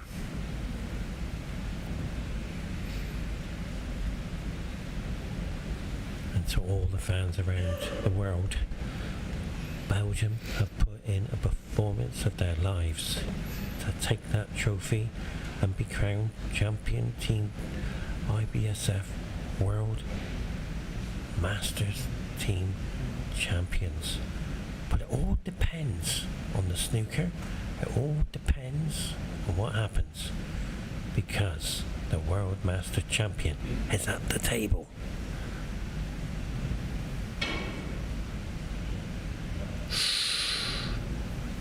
It's a foul. It's a free ball. It's a free ball. It's a free ball, Rodney. You've caught it. Now, Rodney, your knowledge in the snooker world, over to you. Well, Pepsi, I actually think Pepsi, he could take the brown, but not to pot it. I think he could plant them in behind the green with the brown. Wow, if that good makes thinking. sense.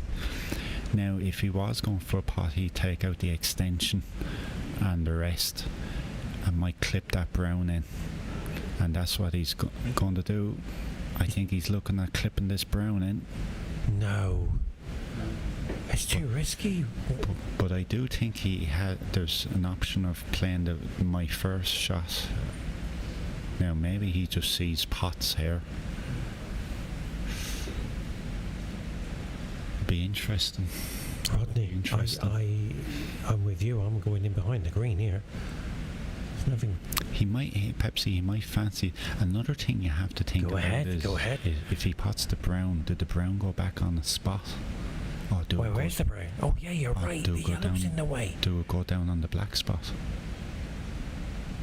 I can't see this going in. I don't think this is no good.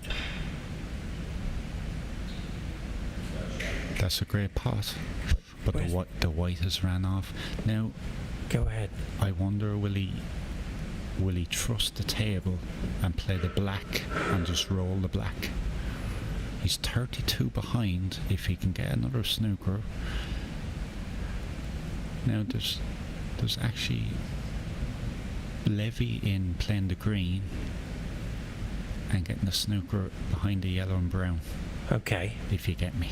I'm with you, but But I we're on a roller coaster here. I think he's looking for that black in the sense of the snooker. Dan, ask you a question, Pepsi. Go ahead, Rodney, I'm ready. How do you think Qatar has Qatar enjoyed hosting championships? Absolutely. They love their Absolutely. snooker, don't they? Oh wow, and the pool.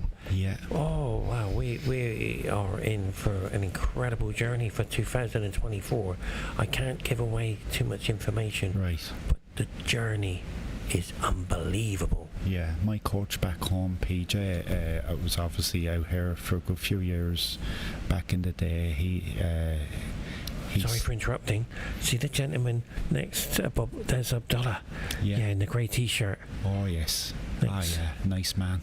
He is the preferred volunteer. He didn't get the snooker though. Sorry, Pepsi, for it. Yeah, you were right.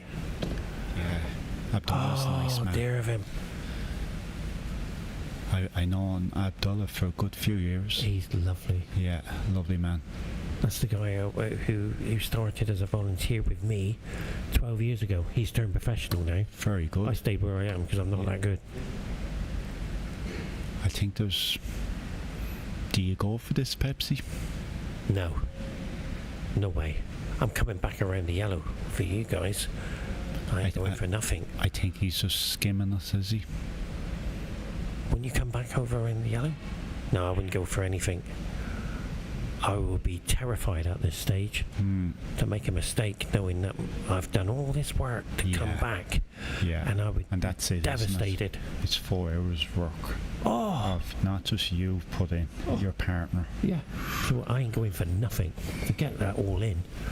That's out the window. Yeah. But the way the table's situated, Rodney, suits Bahrain. Yeah. But where's the white? That's a great shot. That is a great shot. He's been a little bit unlucky here because it's an actually easy get out, as what the 9-ball pool players would say. Oh, a good yeah. kick out. Then we would have to touch a rail. But in this game, you don't have to touch. But I think... I actually think I fancy Habib to get a snooker back here if he plays it right with left hand side and a swerve. And the other thing, you're right, you're spot on. The knowledge of this snooker world is with me, and that's what I like. Now, It's amazing as well, Pepsi, the 9-ball kick out shot, that's becoming a shot in snooker. wow. But wait a minute. Has he left it? I think he has. So let's have a look at the table. 35 on the table. I think he can take a blue. If he takes a blue, he can win by 1. We call this in the pool world the run out. to be crowned champion of the world. Yeah. In this case, in the snooker world, wow, this run out is the most powerful run out he will ever make in his life. Belgium, worldwide fans, you're on a roller coaster. We can't be with you.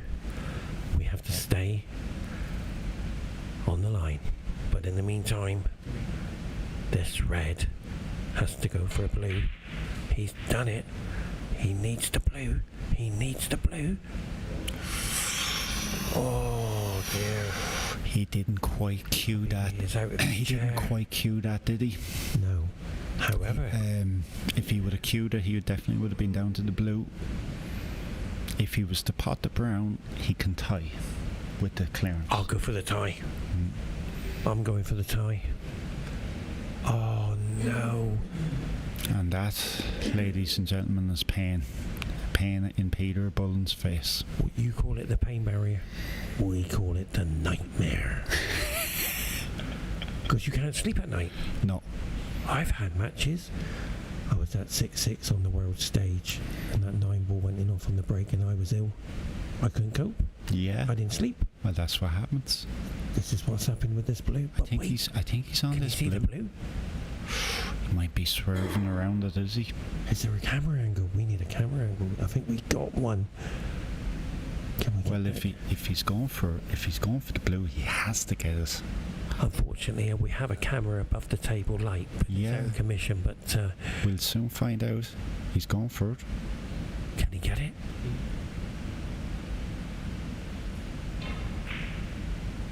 That's a great pot. And He's done it. Pepsi, did you see the side coming off the first Yeah, cushion? yeah. So that's how we know he was snookered. So Yeah, he's actually got that one. he's done a dink of side there, 100%. and he's 26 behind with 27 on table. But the only thing is, he has come out with a good pot or a good safety. But did you see what he did, Rodney? He was just counting the score, the ref. So he just made sure everything's settled. Yeah. Now, Last 6 colours for World Championship. How do you feel, Pepsi? I'm all over. I'm gone. I'm going safe. I can't do anything. I can't put the ball. I can't even see the table. That's a lovely shot from Peter. A very simple shot, but you have to, ladies and gentlemen, you have to understand the nerves that's on display here. It's a great shot, a great weight of shot. This is pressure. It's all in the open. But wait. That's a lovely shot from Round Habib. of applause there. Oh, the white hasn't quite gathered. Round of applause. He's on a great safety. I thought he got the snooker. He has to avoid the double kiss. Yeah. I think there's cause here for hitting this yellow and actually getting a touch of a banana with the white and sending it up and down and looking for the side cushion. Definitely.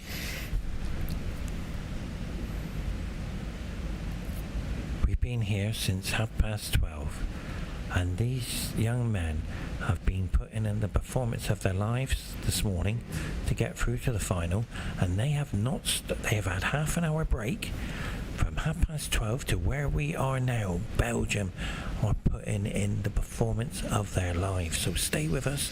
Tell your fans and family around the world, Belgium are not giving in.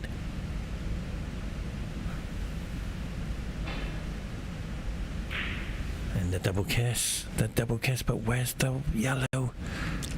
Is the blue in the way? I think Habib is on us. One good shot. One good shot. And the green is there waiting.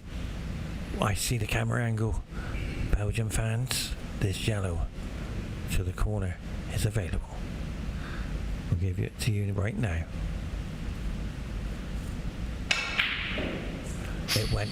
Oh, Wait the a minute, pink. where's the pink? Where's the where's pink? the yellow? Oh, they're all here. Oh! Well, Pepsi. Unbelievable!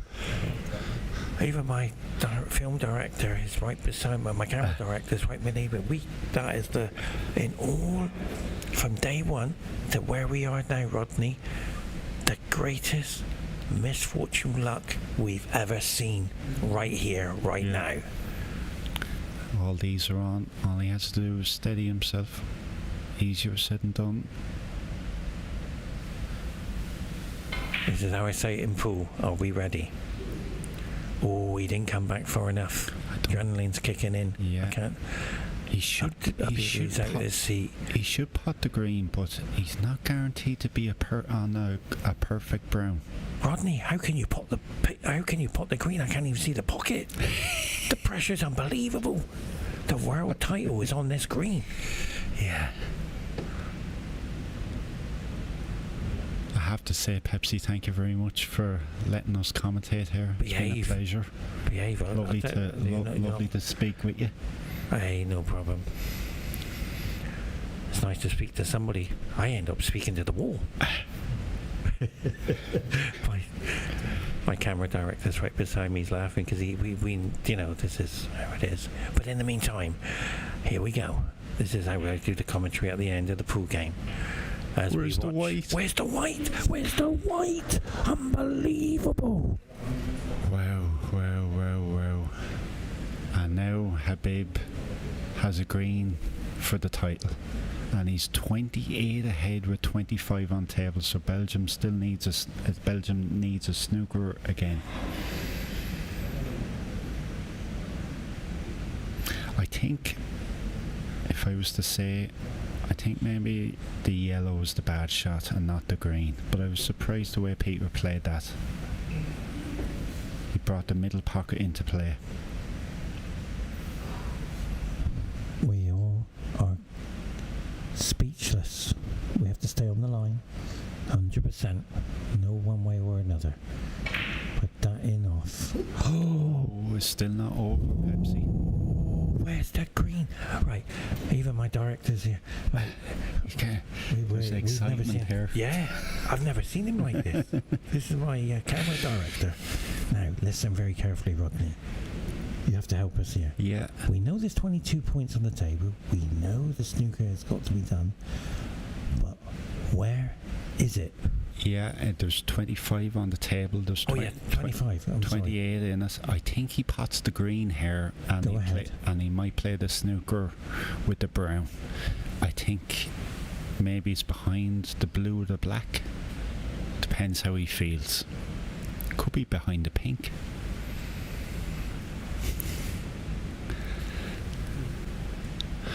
This is tremendous pressure.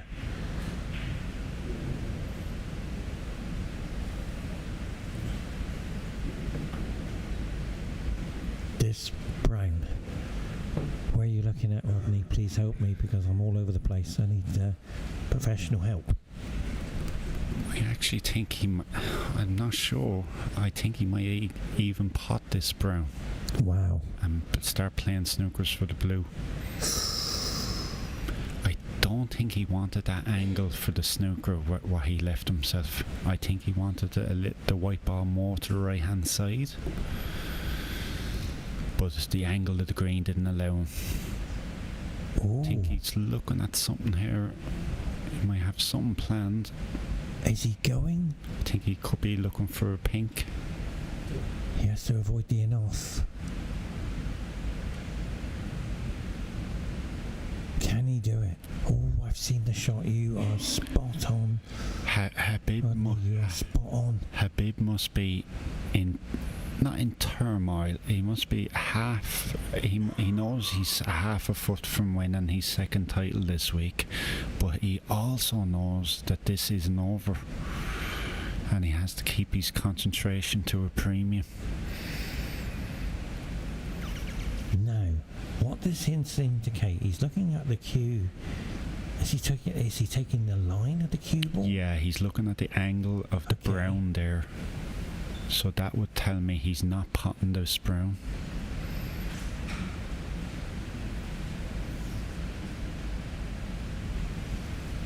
Well, we apologise if we're a bit quiet because this is how powerful this shot is. This is the most powerful shot in the tournament. Snooker. I think if he's anywhere unsure, Pepsi, of the safety, I think there's logic in potting the brown and then getting an angle for the blue and lay the snooker. Yeah. If he's anyway in doubt of a double kiss or anything.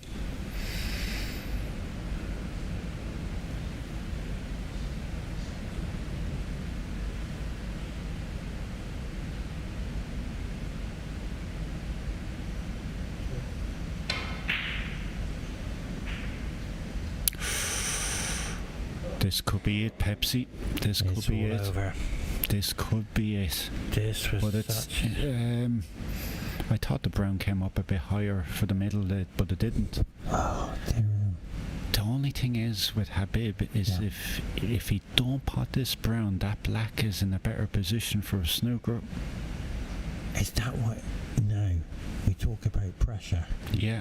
Is it reversed on this brown? Yeah, slightly. And he actually has to go for it, because usually if the opponent needs two snookers, you would see Habib rolling this brown over the pocket, but not in this instance, because Peter only needs one snooker, and it's there. He's got it.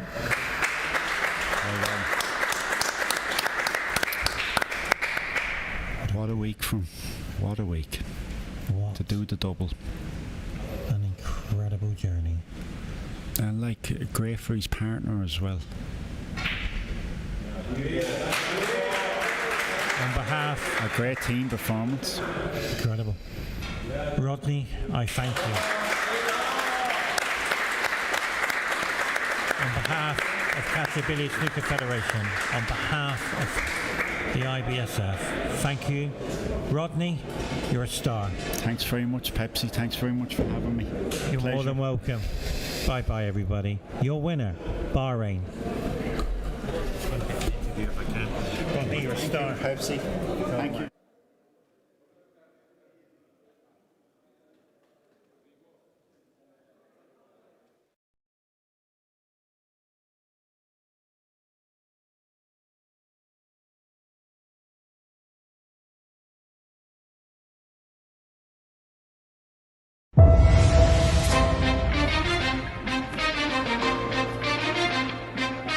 Welcome back to Qatar. In a world where precision meets strategy, and every shot is a masterpiece painted on the baize canvas, get ready for a snooker spectacle. The World Championships 2023. World top snooker champions will converge, aiming for the coveted title. It's a battle of nerves, skill, and strategy. World Championships Qatar 2023, where champions are made and legends are born.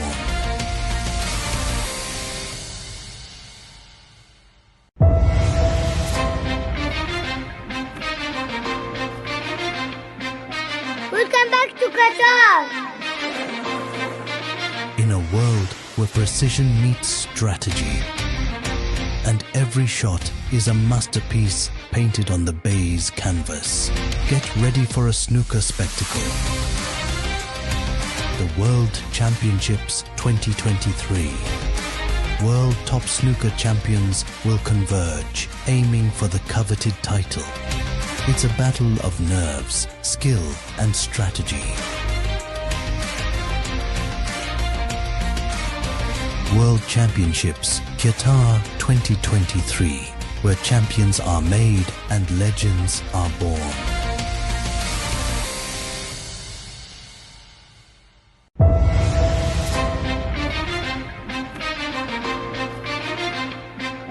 Welcome back to Qatar.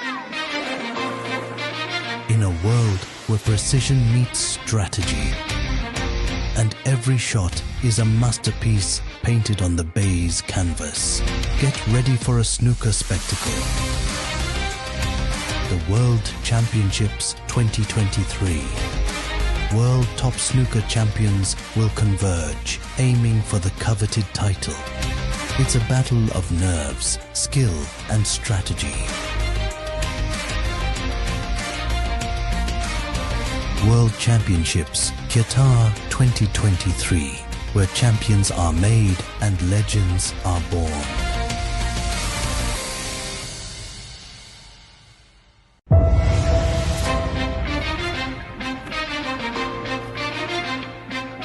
Welcome back to Qatar.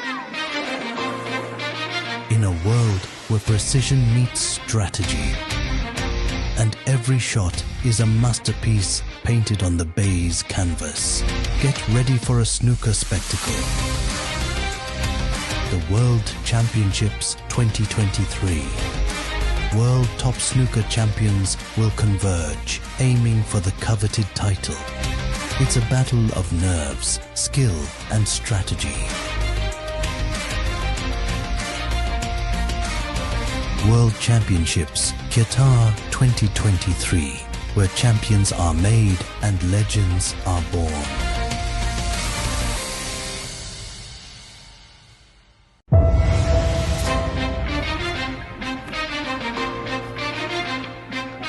Welcome back to Qatar. In a world where precision meets strategy, and every shot is a masterpiece painted on the baize canvas, get ready for a snooker spectacle.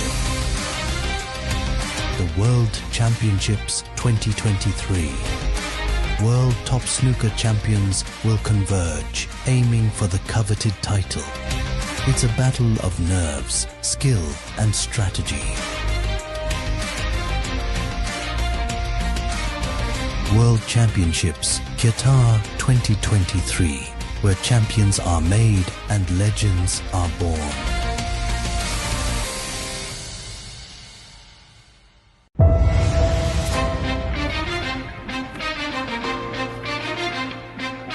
Welcome back to Qatar. In a world where precision meets strategy, and every shot is a masterpiece painted on the baize canvas, get ready for a snooker spectacle. The World Championships 2023. World top snooker champions will converge, aiming for the coveted title. It's a battle of nerves, skill, and strategy. World Championships Qatar 2023, where champions are made and legends are born.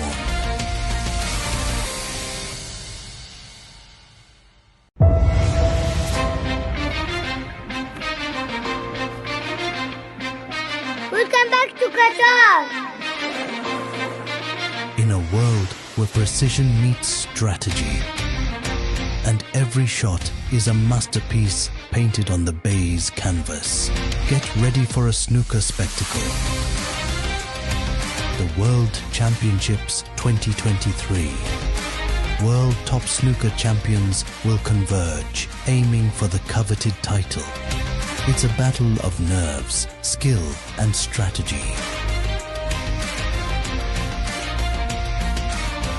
World Championships Qatar 2023, where champions are made and legends are born.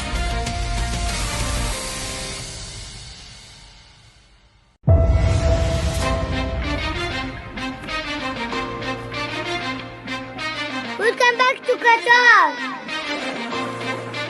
In a world where precision meets strategy, and every shot is a masterpiece painted on the baize canvas, get ready for a snooker spectacle. The World Championships 2023.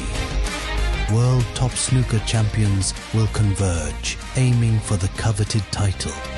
It's a battle of nerves, skill, and strategy.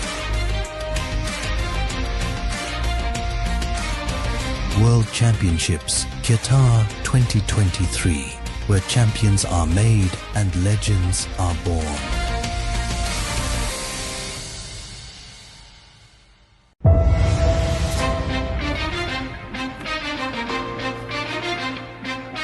Welcome back to Qatar. In a world where precision meets strategy, and every shot is a masterpiece painted on the baize canvas. Get ready for a snooker spectacle. The World Championships 2023. World top snooker champions will converge, aiming for the coveted title. It's a battle of nerves, skill, and strategy. World Championships Qatar 2023, where champions are made and legends are born.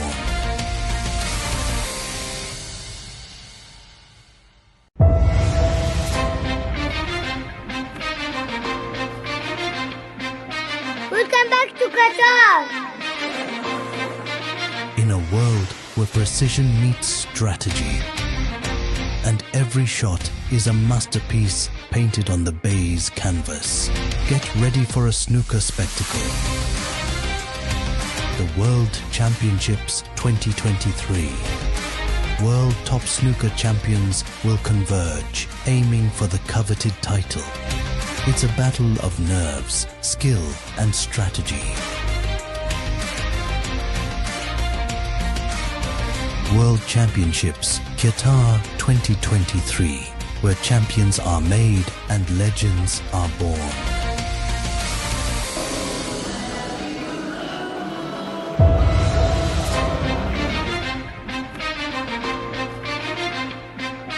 Welcome back to Qatar. In a world where precision meets strategy, and every shot is a masterpiece painted on the baize canvas. Get ready for a snooker spectacle. The World Championships 2023. World top snooker champions will converge, aiming for the coveted title. It's a battle of nerves, skill, and strategy. World Championships Qatar 2023, where champions are made and legends are born.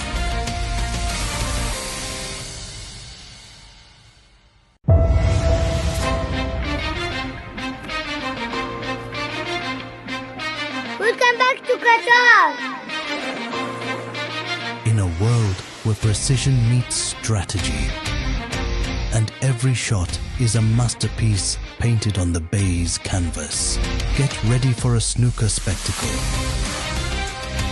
The World Championships 2023. World top snooker champions will converge, aiming for the coveted title. It's a battle of nerves, skill, and strategy. World Championships Qatar 2023, where champions are made and legends are born.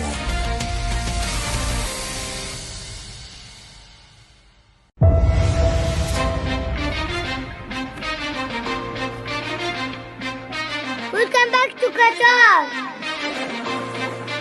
In a world where precision meets strategy, and every shot is a masterpiece painted on the baize canvas. Get ready for a snooker spectacle. The World Championships 2023. World top snooker champions will converge, aiming for the coveted title.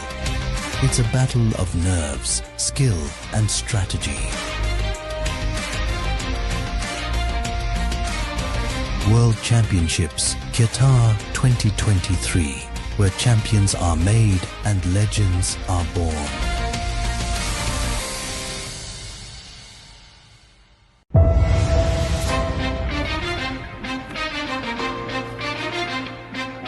Welcome back to Qatar.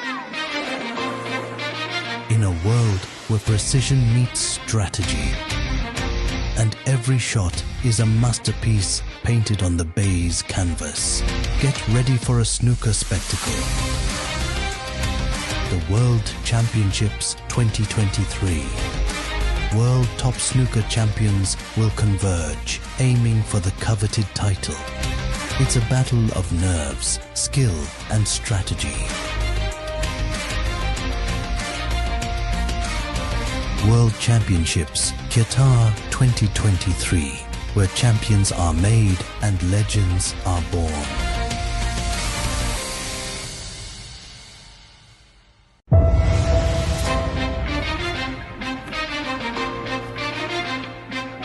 Welcome back to Qatar.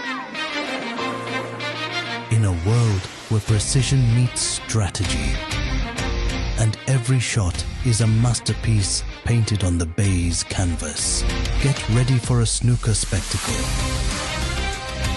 The World Championships 2023. World top snooker champions will converge, aiming for the coveted title. It's a battle of nerves, skill, and strategy. World Championships Qatar 2023, where champions are made and legends are born.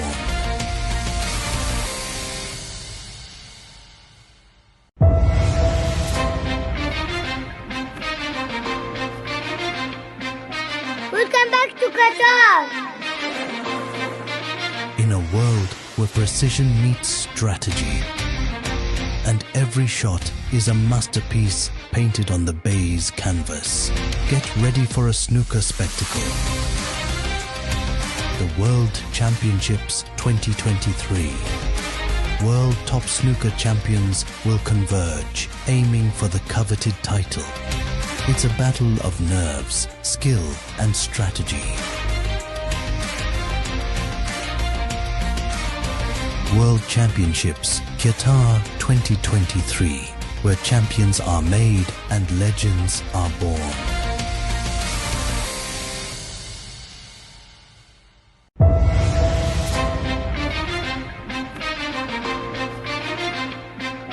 Welcome back to Qatar. In a world where precision meets strategy, and every shot is a masterpiece painted on the baize canvas, get ready for a snooker spectacle. The World Championships 2023. World top snooker champions will converge, aiming for the coveted title. It's a battle of nerves, skill, and strategy. World Championships Qatar 2023, where champions are made and legends are born.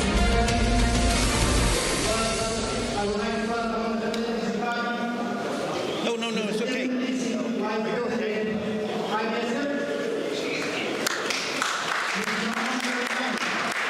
Just to confirm, the IBSF are sending to China Jim and Pepsi for the grand final.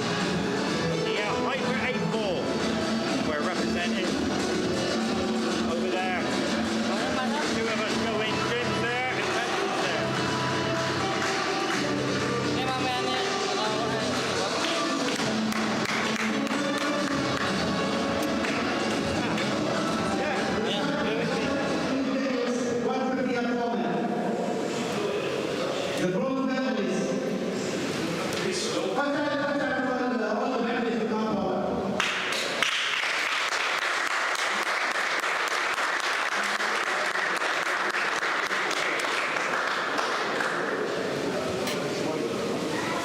So it's been a great day today. Now to the players. And the semi-finals of this World Individual Extreme format. Group Situala, India.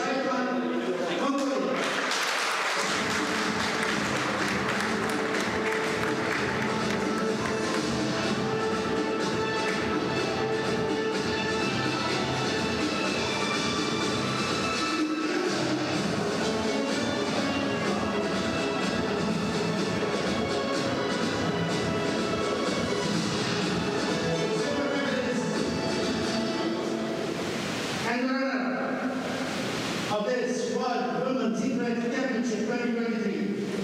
Anurama from Qatar, India.